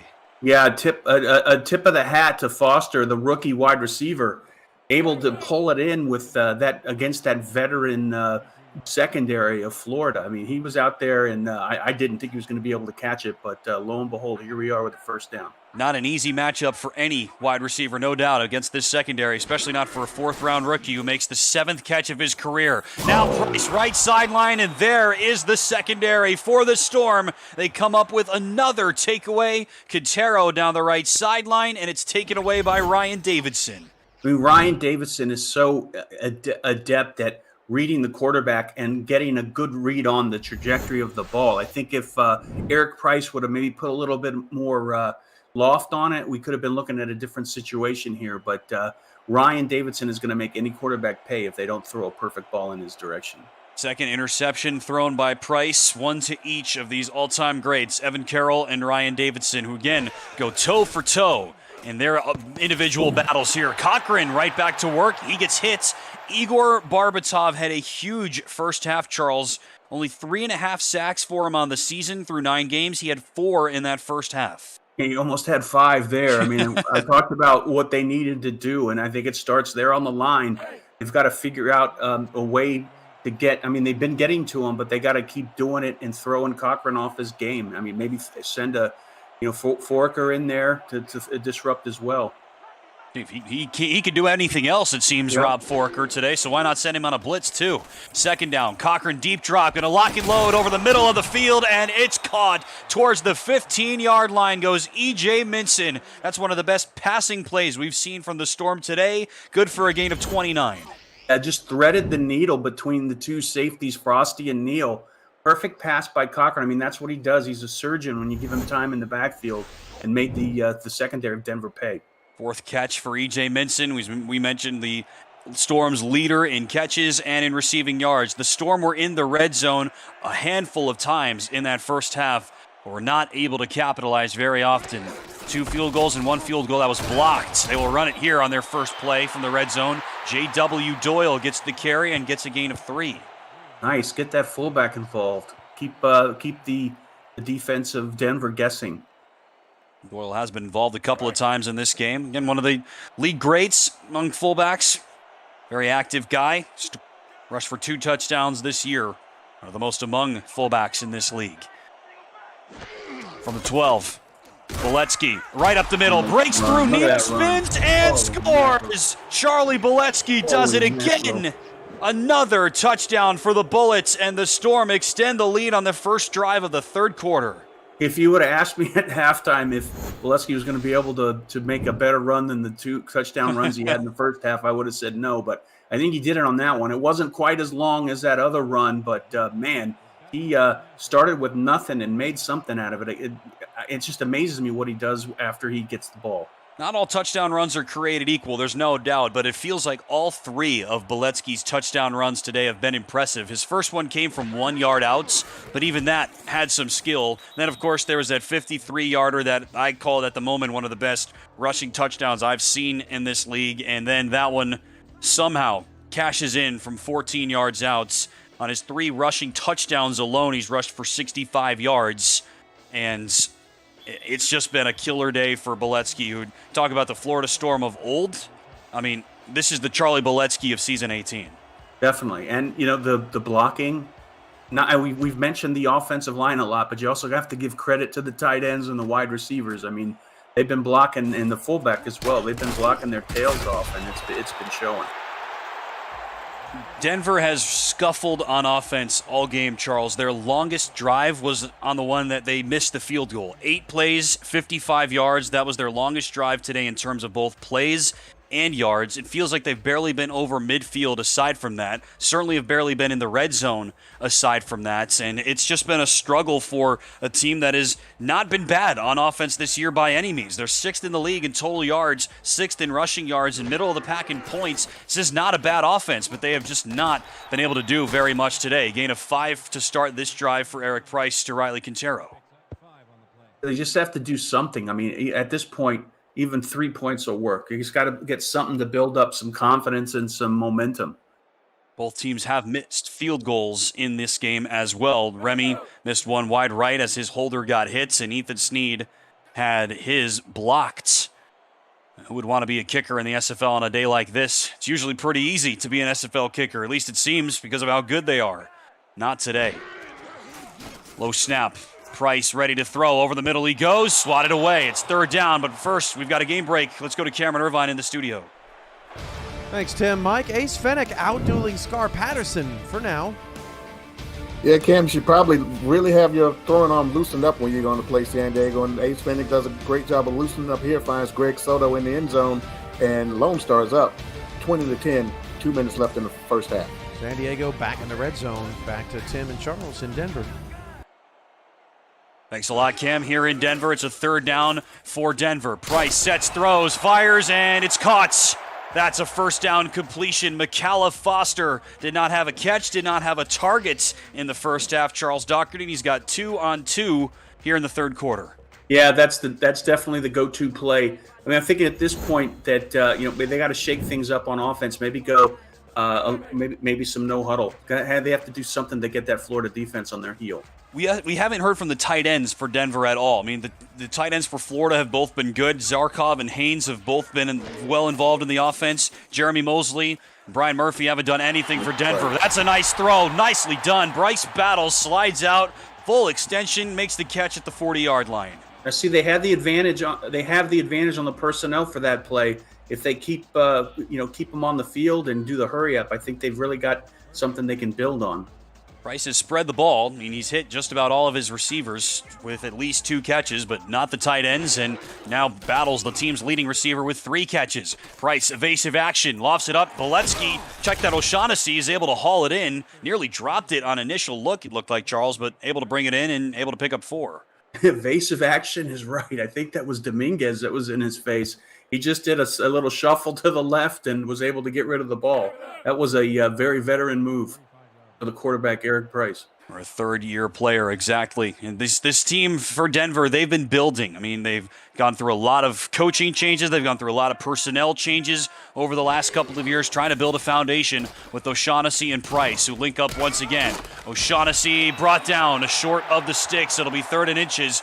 Great tackle out there by a couple of members of the Storm secondary. Yeah, to your point earlier about using both the tight ends, I haven't seen a lot of plays where they're even in. Sure. With the exception of the run plays. I don't know if they may on this one, but looks like they're going too tight into the top. I don't think either has been targeted in this game, to your point, Charles. 3rd and inches. They'll run it. The tight ends help pave the way for Boletsky, who gets the first down. You see him, Jeremy Mosley, 84 in the black and blue, running right next to O'Shaughnessy there, and he's got a first down. I mean, that's something that makes Bailey O'Shaughnessy happy, knowing that Jeremy Mosley and Brian Murphy are there at the top of the screen setting that edge block. I mean, it was perfect. He had the option to either go in between them, which he did, or bounce to the outside. Unofficially, Denver now 5 of 10 on third downs in this game after O'Shaughnessy picks up that one. That's been a storyline for this matchup in particular. These two defenses are the worst two defenses on third down in the league. Florida gives up 65%. That's the worst. Denver gives up 64%. Second worst. Here goes O'Shaughnessy. Head of steam. Bailey O'Shaughnessy scores. The Nightwings snap the shutouts. A bullet-style run for Bailey O'Shaughnessy. 21 yards. That's exactly what the Denver offense needed. Two huge helpings of Bailey O'Shaughnessy on the left, on the right, in the middle. I mean, that's what you need. Once he gets going, he's similar to Bullet. I mean, you just got to give him the reps, and then they'll hit that level, and you'll see him at a whole different, different yards per carry when he gets to that level. These two backs have similar stat lines this season, Charles. I mean, the rushing yards are almost identical. Before today, Boletsky had about 25 more yards on 20 fewer carries, so Boletsky's been a lot more efficient. But the touchdown mark's pretty much the same. Now counting today, Boletsky has 12, O'Shaughnessy has 11. You figure that these two will be among the top running backs in this league for the foreseeable future. It's a new wave of talent at that position. We are looking at two of the best. At least that's the game plan. Mason Remy hits the PAT. We'll take a break. 5:44 left in the third. Denver finally on the board. SFL presented by APM Music on Next Level Sports. Back after this.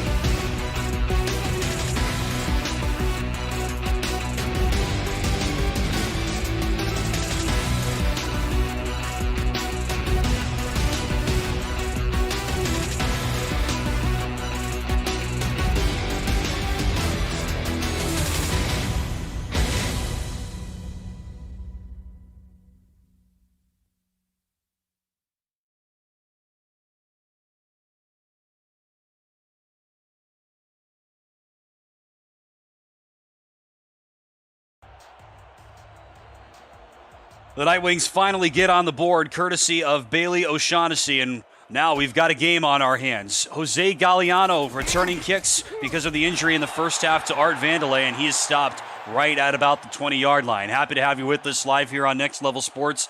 Alongside Charles Doherty, I'm Tim Hackett, Justin Reside, and Ron Haynes in the Stat Truck, Cameron Irvine, and Mike St. Green in SFL Studios. And again, an all-time great matchup. These two teams have met in SFL title games twice. They've met in the postseason 3 total times, and meeting now for the 11th all-time time between these two squads. So far, it's been all Florida, but Denver trying to right the ship. Ron Cochran, the league veteran, nearly throws a pick. Something he hasn't done today, Charles. He's been really composed, more so than usual this season. But another league veteran, Ron Hoff, gets a hand on that one. Yeah, I think I think that might have been Tyson Thorne. I don't know. Anyway, it was no, it was Ron Hoff. I'm sorry to correct you, but I was going to say if he would have been able to hold on to that, we would have been looking at a crazy game shift here. I think I was going to say at the top of the quarter that we need to have Denver if they're going to stay in this game. They're going to need to be able to upset things on both sides of the ball. We saw it on offense, and now the pressure's on the defense. Believe it or not, Denver does not have a defensive touchdown by any of their starters this season. They're not the only team that can say that, which surprises me here in Week 12, but they don't. Another risky throw from Cochran that's picked off. This is returnable. Great hit immediately by Charlie Boletsky, and that one is intercepted. This time it's TJ Frosty, the rookie, with a key pick against the Hall of Famer Ron Cochran. Yeah, it looked like TJ Frosty picked it up right on the shoelaces, and I believe that was Ronhoff again with the pass deflection. Sure was. He is really playing out there. Now we did what we challenged the defense of Denver. They responded, and now let's see what the Denver offense can do. The defense has provided the pass. Can the offense now complete this alley-oop and get right back into this game? They'll start from the 24-yard line. Second interception for the rookie Frosty. O'Shaughnessy running right. Here he goes again. There you go. He can! Back-to-back carries for touchdowns for Bailey O'Shaughnessy. This one from 24. Denver is right back in it. I'm telling you, get the halfbacks involved, and it's gonna pay dividends. And Bailey O'Shaughnessy, he just needed to get those reps, and once he did, he hit that next level, and now he's tearing things up out there, and he's putting his team on his shoulders, and now they're back in the game. Charles, I don't know him personally, but Javier Vasquez and I joined the SFL at about the same time in the first minor league season, and he quickly rose through the ranks. He was a hot target in the draft to become one of the coaches that joined the league at that time. He was drafted by St. Louis and was groomed to take over teams. He then went out west, left there to come to Denver. He has been groomed for a position like this. Again, I don't know him, but something about his knowledge and his experience, which he started developing when he joined this league, has helped him learn how this league works. You know it as well as just about anybody I've talked to about how this league works. Vasquez has started to figure it out, and his team is 3-6, obviously, and they're losing here in this game. They are very likely to miss the playoffs unless things go well, but he has made some adjustments so far, and I don't know what the Nightwings did at the half, but they look like a brand new team. I mean, that's your point. I mean, quality coaches out there are the ones that are able to make the good halftime adjustments, and we've seen that in Denver this half. In-game adjustments are really difficult. It's next to impossible, you might say, in this league, and Denver is starting to whip some out. We've got another game break. Let's go to Cameron Irvine in the studio. Thanks, Tim. Mike, it's been all Patterson all the time tonight. Yeah, 4th of July, Cam, is one of my favorite holidays, and you always get fireworks with the San Diego Mavericks star. Patterson finds another player in the end zone for the touchdown, and San Diego gets closer, 27-20. Yeesh is right, Tim. Back to you and Charles in Denver. Talk about wide open on that play. San Diego and Lone Star, an offensive shootout. Who would have guessed?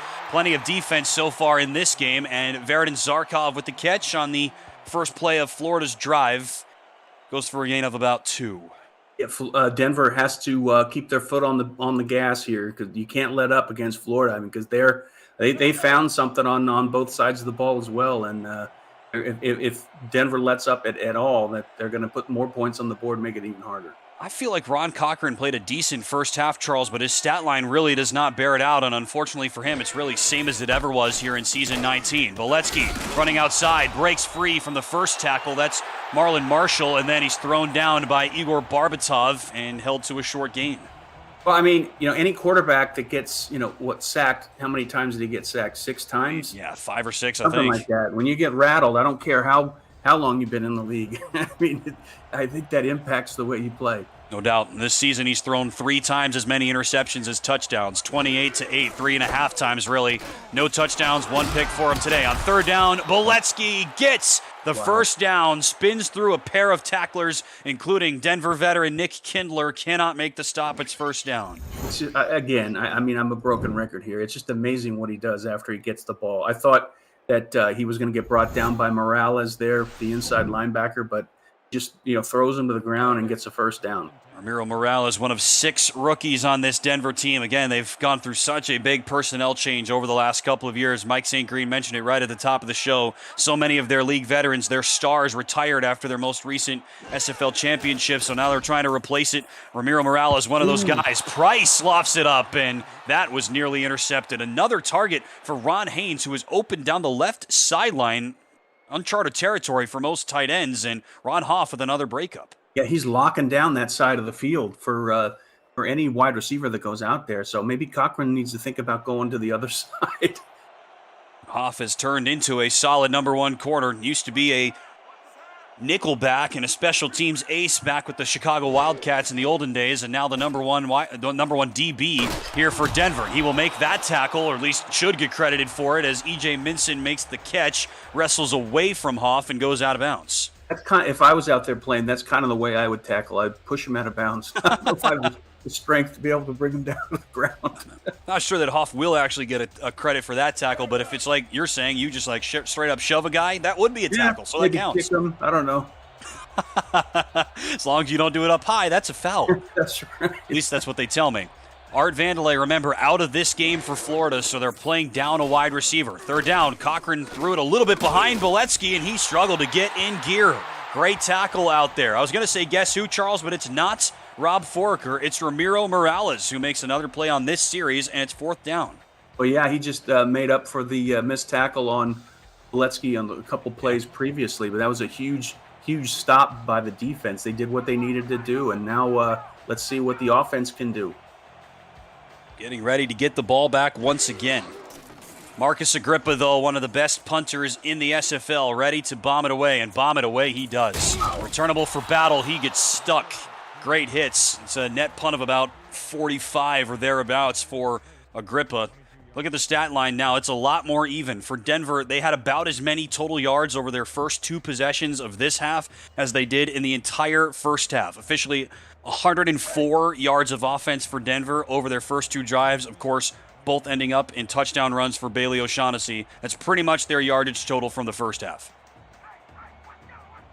And they did that in 8 minutes of total game time here. Florida, of course, also possessing the ball a couple of times. Eric Price to throw behind Logan Keel, and Keel is able to make the catch, they say, and a charitable gain of 4.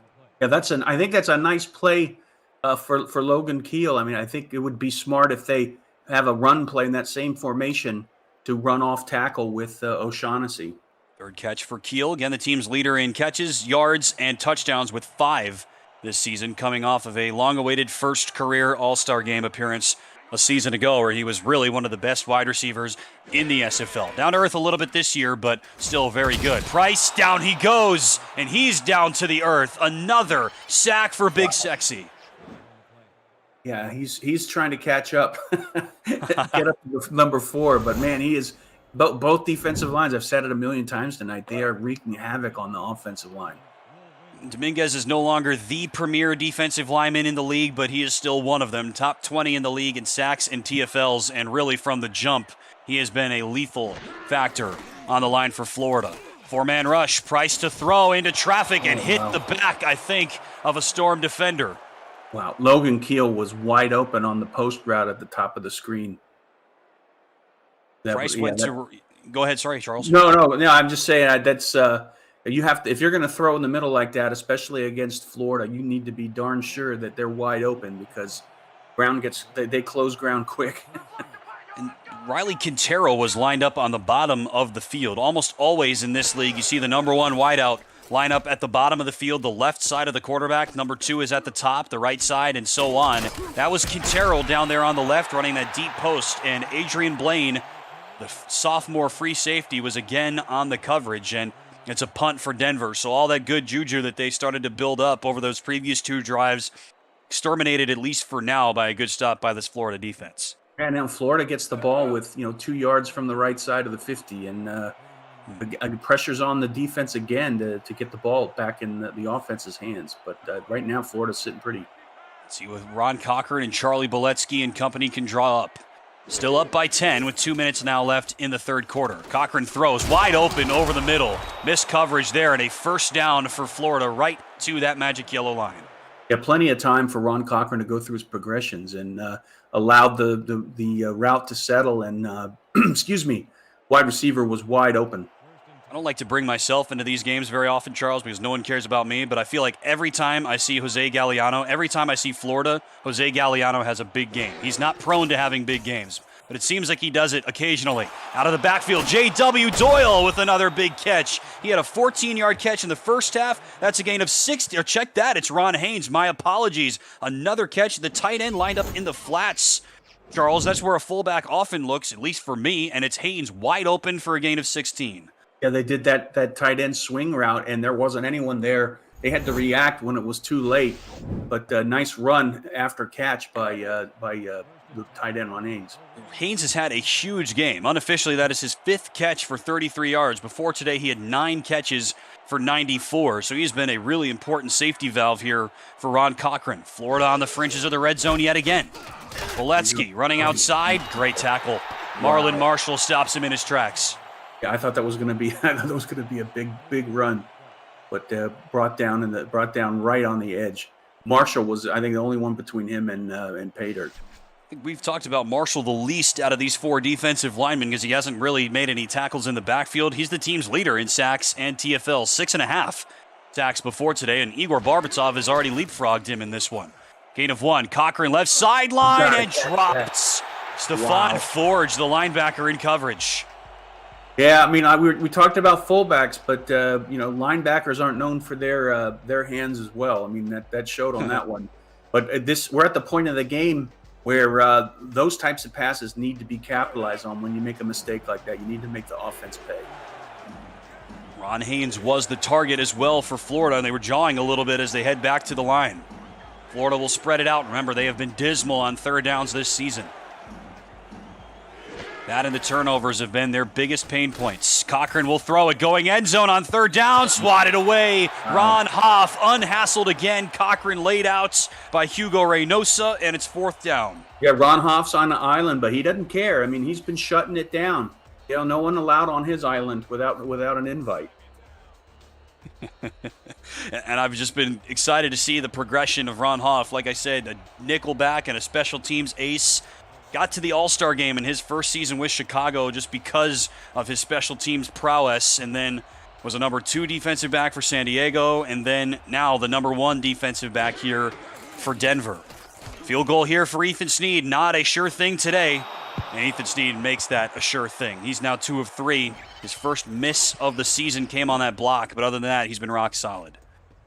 Yeah, I mean, it was looking like Florida was going to drive in, put some more, at least 7 points on the board, but the defense of Denver settled in a little bit. They did get 3, but we're still a 2-score ball game here. 6 plays, 27 yards, capped off by that 41-yard field goal by Ethan Snead. So Florida right back in business. They score for the first time since that rushing touchdown from Boletsky to start off this half. Returnable for Battle, and Bryce Battle has not had a lot of return room here in this game. Next weekend, Next Level Sports coverage of the Simulation Football League continues on Saturday at 6:30 p.m. Eastern, when the Charleston Predators meet 3 of their former players and a former owner, and the rest of the on-fire Minnesota legend. Sunday at 8:45 p.m. Eastern, Atlanta welcomes Las Vegas, seeking revenge for last season's blowout loss, a pivotal game for both teams' playoff chances. For a channel guide and more info about NXT, visit NLSE.com. Happy to have you with us here on Next Level Sports. Eric Price trying to get back in it. Another catch for Micala Foster, his 3rd of the day. He had just 6 all season before today. Yeah, he was able to, on that route, just at the last second, was able to get some distance between him and the defender, and didn't get a first down, but did add a couple extra yards there. I was surprised how many he was able to get. I've been impressed by what Micala Foster has done. I mean, Price has hit him on the money 3 times, and he's turned 3 catches into 25 yards. We're done with 3 in Denver. The Storm right the ship after the Nightwings start to rally. And it's 27-14 for the former league champs. Back with the 4th quarter after this. This is the SFL presented by APM Music on Next Level Sports.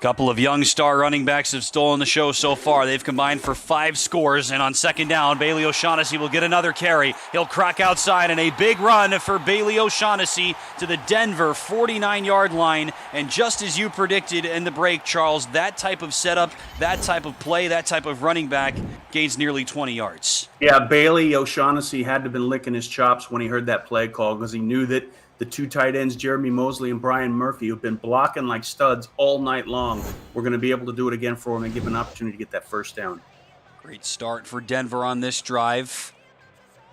O'Shaughnessy creeping up towards that 100-yard mark. These 2 stud tailbacks. 4th season for Boletsky, 3rd for O'Shaughnessy. Again, they've combined for 5 touchdowns. All 5 touchdowns in this game, as a matter of fact. Price fires, and that's dropped. He had a receiver there. R.E. Mills, Charles, made 2 huge catches, both in terms of magnitude and in terms of yardage in that first half, and he dropped that one. He just set fullbacks back a couple. No, I'm just kidding. Yeah, it's hard. It's easy for me to say that. I mean, he's trying to catch the ball, and he's got, a linebacker, a free safety, and a cornerback wanting to take the life out of him. But in reality, that is a rare sight for R.E. Mills. We already talked about it in the first half, how locked in he is usually. Exactly. A surprise, even with a linebacker or a free safety on him. Play action from Price going this way and out of bounds. Logan Keel with the catch. I thought he was in. That happens fast, but I thought he at least had a foot in. It looked like he was set up for success. I was stunned to see that he was out. I thought he was close to a first down. Yeah, I was going to say that I'm impressed with the play selection that Denver is calling here in the second half. They had that play action. Yeah, the play action worked that time, but apparently for no yards. No challenge either from Vasquez. Play action again. They'll go the same play. Keel makes the catch. No, he's out of bounds again. Wow. I don't know if I've ever seen that before. Exact same spot, exactly the same amount of distance out of bounds. And of course, different results. Well, I mean, I guess you got to do it on third down. It's a good point. I mean, but honestly, I think, Charles, even if they overturn this, it's going to be 4th down and inches. I don't think he got the first down. I thought he made the catch, but I don't think he got the first down. Well, I mean, at this point of the game, it'll make it easier if they want to go for it. That's true. I mean, yeah, he's definitely not. Good point. He's definitely not past the chains. But I mean, that it looked like he got it. Yep. See if we're right. He's there clapping. We go. Javier's clapping. And that is one of my few challenge calls I've ever gotten right in my history in this league, Charles. My batting average rises to about 120. And Javier Vasquez wins the first challenge of the game. We mentioned his in-game coaching adjustments. That would be the best thing in this league. They will run it. You think they're going to go for it here? They better, and they got a right formation in for it. They will. O'Shaughnessy, first down and a whole lot more. Breaks through the tackle. Away he goes on 4th and inches. Bailey O'Shaughnessy scores. He's got 3. 41 yards on 4th down, and Denver is back within 1 score. Unbelievable. Javier Vasquez is killing it on play calling. I knew that was a money formation when he lined up there. I mean, I'm glad they went for it too. I mean, nice run, nice blocking, and a good mix of plays on that series. We mentioned this season the stat lines between these 2 stud tailbacks are very similar. How about this for similar? You get a look now at the play summary. 41-yard rushing touchdown for O'Shaughnessy unofficially. 13 carries for 138 yards, 3 touchdowns. That's O'Shaughnessy. Boletsky, 14 carries, 153 yards, 3 touchdowns. So Boletsky, 15 more yards on 1 more carry. They both have 3 touchdowns. It has been a showdown of the highest order between the Bullet and BOS, and Denver is within 1 score for the first time since the first quarter. It's a 6-point game. I had to figure out who BOS was, but I get it. I get it now. I get it. But hey, Denver's been challenged on both sides of the ball, and they've responded here in the second half. And now I think for the first part of the game, you can say, hey, now Florida's got to show what they've got. What's cool about this league, Charles, and you know more about it than me, so feel free Feel free to challenge me on this, but teams in this league can win even without good quarterback play. These two quarterbacks have combined for no touchdowns and 3 interceptions, and both teams are playing a killer game. More on that in a second. Let's go to a game break with Cameron Irvine. Thank you, Tim. San Diego, like Denver, trying to keep their season alive, Mike. Yeah, Cam, the Mavericks not dead yet. Ace Fennick drops back here looking for a target in the end zone, but Ray Laniero III picks it off. San Diego's season still alive, Cam. They're down 30-20 late in the third. All right, back to Tim and Charles in Denver. San Diego's playoff hopes holding on by a thread, so too are Denver's. They must win today, otherwise they are mathematically eliminated. That has been confirmed. Any team with 7 or more losses has no path to the playoffs. 6-6, and you have a chance, Charles. But, I mean, back to my previous point, that's a gain of 1 for Charlie Boletsky. Neither quarterback has played particularly great, and we've still got a 1-score game in the fourth quarter. I think it just shows you have got good coaching on both sides. I mean, they're making use of their talents. If one area isn't working, they are smart enough to say, hey, let's get Boletsky or O'Shaughnessy involved. Florida has led throughout, but Denver's come all the way back. That's a great pass, wide open to the top of the screen. Cochran over 200 yards. Stephen Bush has his first catch since early in the game. I'm still thinking about that game update. I mean, normally when they say San Diego, I thought it was going to be like a 95-yard touchdown pass. That was a defensive highlight. A defensive highlight. I'm still recovering from that. Chalk one up in the column. It is a defensive That's right. highlight in that game and for those teams. Hey, look, no flack intended, but some teams' offenses are better than their defenses. It's the reality of the situation. First down, another pass wide open and right at the midfield line. A diving catch by Stephen Bush. The machine head is starting to rev it up. It's a nice route run there. They it looks like they sent 2 linebackers in to put some pressure on Ron Cochran, and the coverage downfield wasn't solid enough when you're going aggressive like that. Back-to-back big catches for Stephen Bush. Everything zen right now for Ron Cochran and the Florida offense. Completion percentage right around 67%. Again, that's right about in line with what he's done this year. A poor season for one of the all-time league greats. He's still not thrown a touchdown today. From the midfield line, again they go over the middle, again a big catch, and again it's a double-digit gain for the Storm out to the 25. That was a very subtle reference I got on that one. Everything's in. Well done, sir. You're the first one that's got it, so thank you. Oh my gosh. Yeah, well, Florida's been challenged on offense, and so far so good. I mean, they're passing, and you also challenged Ron Cochran, and he's shown it as well. Well, they're burning up. Ron Cochran to Veridin Zarkov, 25 yards for the veteran tight ends. Both Florida tight ends have been good today. They split the distance from the 50 to the 25, over the middle again, and Cochran may be a little bit too greedy there, Charles. There's 3 great passes in a row, and Ramiro Morales just bodied that one away. Yeah, it looked like it hit him in the waist, but I mean, I've said it a couple times. Denver, if they're going to pull this out, they have to capitalize on those opportunities. It's been such a weird season for Florida. They are 5-4, obviously only a game above 500, and they are by no means a lock for the playoffs right now. They've only missed the playoffs once in their all-time franchise history. They've won a playoff game half the time that they've been in, and of course, 3 league titles, 5 appearances. 2nd and 10, diving catch. What a snag, a gain of 11, and that is Ron Haynes, a tight end, just made a Superman-style catch. I don't know what they saw. The offensive coordinator, Art Vandelay, he said before the game that he's losing hair being a coach. But, man, he found something there, and he's calling the right plays. They've combined for 10 catches, these 2 tight ends, and round about 100 yards. Impressive day. Boletsky trying to go outside, and this is his territory, Charles. He's been great in this area of the field, and Denver ready for that one. It was Rob Foraker in the first half. Ramiro Morales is kind of taking that mantle here in the second. Yeah, I mean, it's not they didn't get a positive gain on that, but you can't knock them for running on that one. I think they got to keep doing that. I think they have to walk away with at least a field goal. The worst thing to do is give the ball away to the defense. Florida has won its last 2 games, looking to win their 4th in their last 5 games and almost lock up a playoff spot, but nothing guaranteed. Loss of 1. Cochran lofts that one, a weird-looking throw, and Josh Neal makes that play. That's another opportunity that hit the deck. I mean, that could have turned the game around.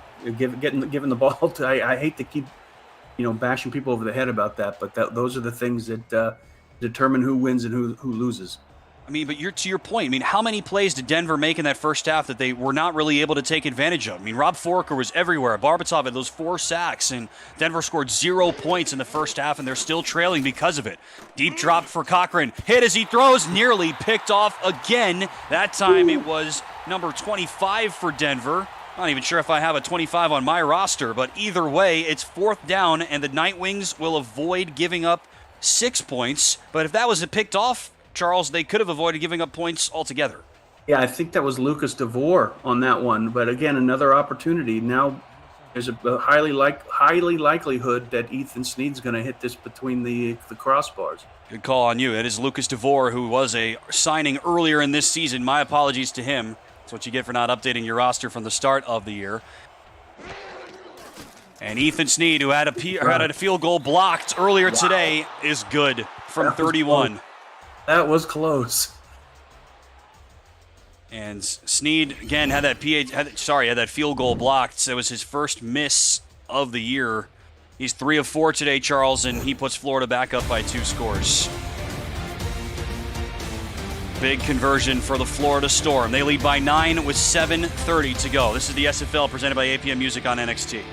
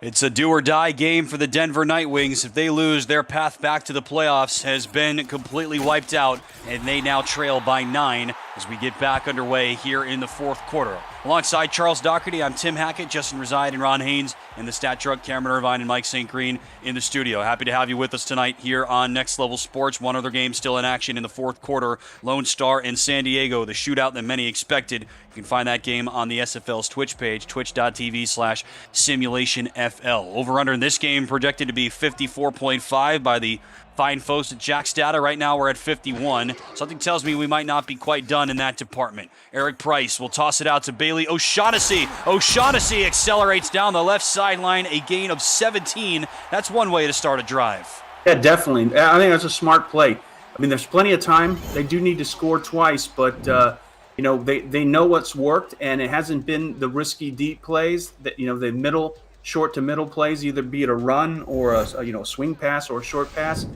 I think they know. Javier Vasquez knows what to call, and he just needs to go back to what works.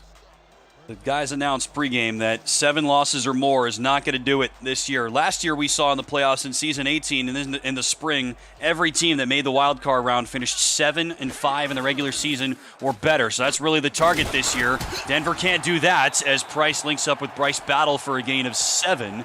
They can't get to 7-5, Charles, but they have to get to 6-6 to give themselves a chance, and that means first and foremost winning here tonight. Florida at 5-4. They've won their last 2 games and 3 out of their last 4. Trying to get back to the postseason once again. There last year, as usual. O'Shaughnessy gets the first down and gets stuck for his trouble. But that's what you need from Bailey O'Shaughnessy. Let's go quickly to Cameron Irvine with another game break. Thank you, Tim. Mike, Ike McBride is the hammer and San Diego's the nail. Yeah, we're accustomed to seeing Ike McBride take it in on the ground, Cam. She takes it out of the backfield this time, bowls over a couple tackles, takes it into the end zone, 37-20. Lone Star. Back to Tim and Charles in Denver. Ike McBride scoring touchdown, something Charles Doherty's used to, and a pick from Eric Price. Another takeaway from this Florida defense. Back down the sideline, Ryan Davidson strikes again, his league-leading 4th defensive touchdown this season, and that might seal it for the Storm. Yeah, that is definitely going to hurt. That's going to leave a mark. I mean, it wasn't a too aggressive play. It's just the quarterback should have seen there were 3 defenders in that zone. Should have maybe thrown it elsewhere. This has been a heavyweight fight between 2 all-time great corners this season. It's not been a perfect year, certainly not on offense for Florida, but this defense has kept them afloat all season. Davidson and Carroll both putting on shows today. 2nd pick, give him 10 now this season for Davidson. That's a top 5 mark in the league. 4th defensive touchdown. Nobody else has more, and that might do it for Florida. 3rd pick today for Price. PAT from Snead is good, and the Storm are back up by 16. Still just a 2-possession game, Charles, so can't let myself get ahead of the script just yet. There's 6 minutes left, but Denver has a lot of work to do now. Well, now you're playing into the hands of the Florida secondary. I mean, where before I made the comment that, you could go a little, conservative, maybe some moderate risk there, but now you're going to have to roll the dice a little bit, and that secondary Florida is not the secondary you want to go up against when you have to do that. Historically, Florida has always been one of the best defenses in the league, even back when they were Alaska and winning 3 straight championships with Max Paul as the head coach. Cochran is great, no doubt. He's a Hall of Fame quarterback in this league, but it's the defense that has often buoyed the Storm in these games, and you've been in this league longer than I, Charles, and even since I've been here, that's what I've seen from this team. And again, the offense is middling this year. Cochran has had a terrible season. There are some stat lines defensively that are not very good, but even with all that said, the bellwether of this Florida team, the takeaway ability. 31 takeaways before today. 2nd best in the league, +4 turnover differential, even with Cochran throwing a ton of picks. Price trying to right the ship. 3rd catch for Quintero and a gain of 9. To your point, though, it doesn't really matter from this point forward. I mean, they put together a very good plan for tonight, and they're executing just at the right time. If you're going to peak, it's going to be now when you have to win the next 3 games. By the way, you win the bets, and the score lines for these 2 games here in our Sunday night block almost identical, but unfortunately for Denver, it's the road team that has the lead. Denver has only won 3 games. They have one of the worst strengths of victory in the SFL as O'Shaughnessy gets the first down. A strength of victory is something that the league prides itself on. It's one of their key tiebreakers that they look to when determining final standings and playoff positionings and things like that. And Denver doesn't care about strength of victory. They need to just straight up win from here on in to even have a prayer. But this would be their highest quality win of the season, no question. They're 26th in SOV out of 28 teams. Their 3 opponents have combined for 8 wins entering action this week. Deep pass from Price, not what's needed. Another interception. That's number 4 for Florida again. One of the league's best takeaway teams has struck once again.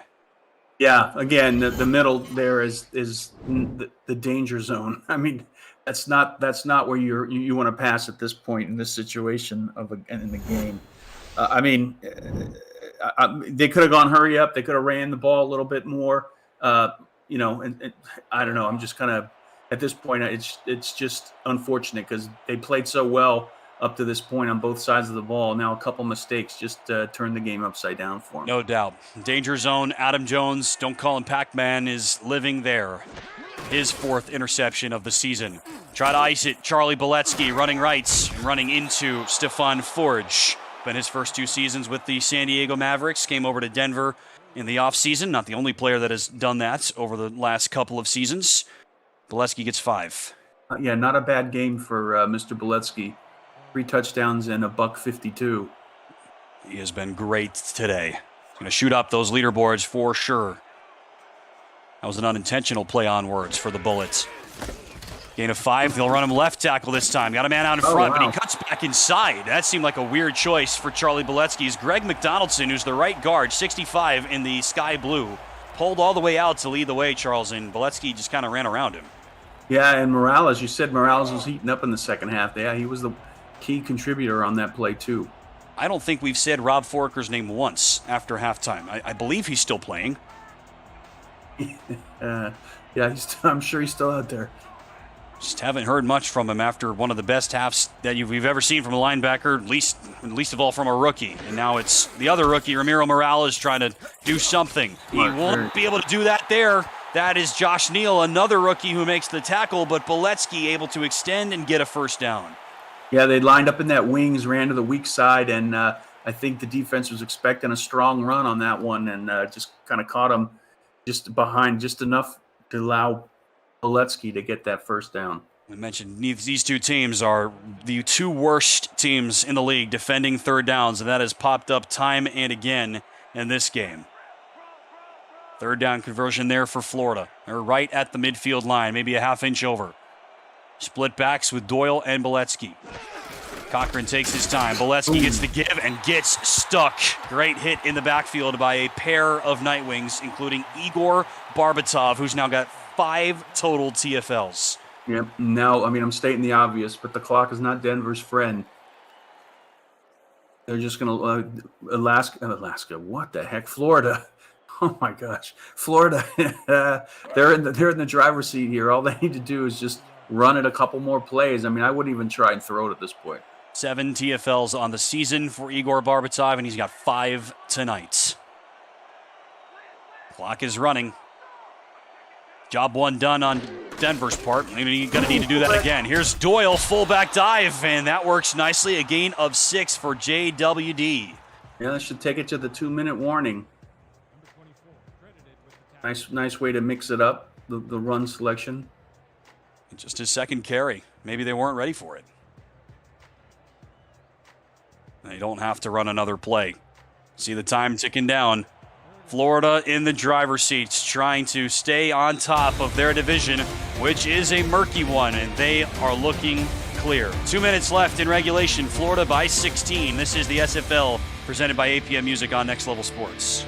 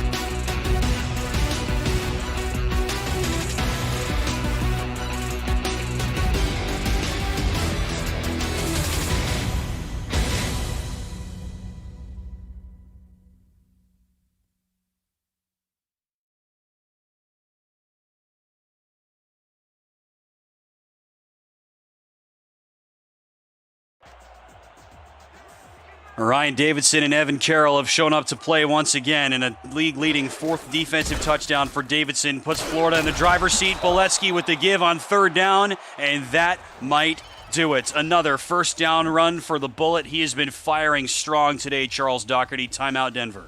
Yeah, I mean, Florida, we kind of challenged them after Denver did that last score. Man, did they respond in spades? I mean, with the interceptions, and now they get the ball back on offense, and they're just controlling the clock to the victory circle. And Florida scored the last 14 points. Remember, it was 17-0 at halftime, and then Denver got as close as one possession, and then Florida has just taken off down the stretch here. Doyle on the give up the middle. Great tackle. Stephon Forge. No gain, really. Maybe a gain of 1.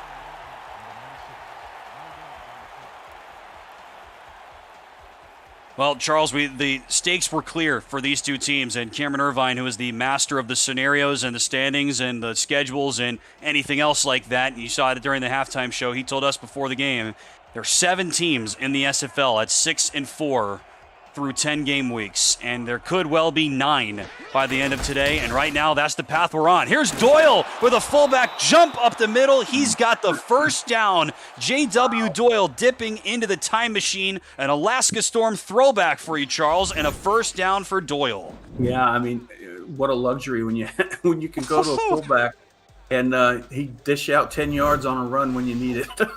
Hey, vulture those 10 from Boletsky. He's trying to get to 200 in this game. Won't happen now, I'm sure, but man, that was a sweet run. Definitely. Well, Florida is going to move to 6-4. You can see at the top left of your screen, Lone Star up by 20 in the 4th quarter on San Diego. They looked lined up for a win as well. So at the end of the night, 9 of the SFL's 28 teams will be 6-4 after 10 game weeks. There are a ton of teams that are better than 6-4, and many teams obviously below that, such as Denver, Charles, but we saw that giant gridlock in the playoffs last year. I mean, I said it earlier tonight. Every team in the wild card round was 7-5, razor-thin margins between all of those teams. It felt like all of those games were toss-ups, in my estimation, it felt like, and we could very well be on the lookout for something like that here in season 19. Yeah, I mean, you have to take your hat off to both to the defensive coordinator and the offensive coordinator for Florida. I mean, their 3 cornerbacks, even their nickel, they all had an interception. 3 sacks on defense, and they held the Denver Nightwings to only 21 points and their quarterback to under 250 yards passing. Granted, O'Shaughnessy blew up, but I mean, you can't get too mad at him for that. O'Shaughnessy strikes against one of the league's best run defenses. Florida allowed the 6th fewest rushing yards of any team before this week. O'Shaughnessy exploiting it a little bit, but the rest of this defense, Florida's pass defense has not been good. They gave up a ton of passing yards, but today they lock it down against Eric Price.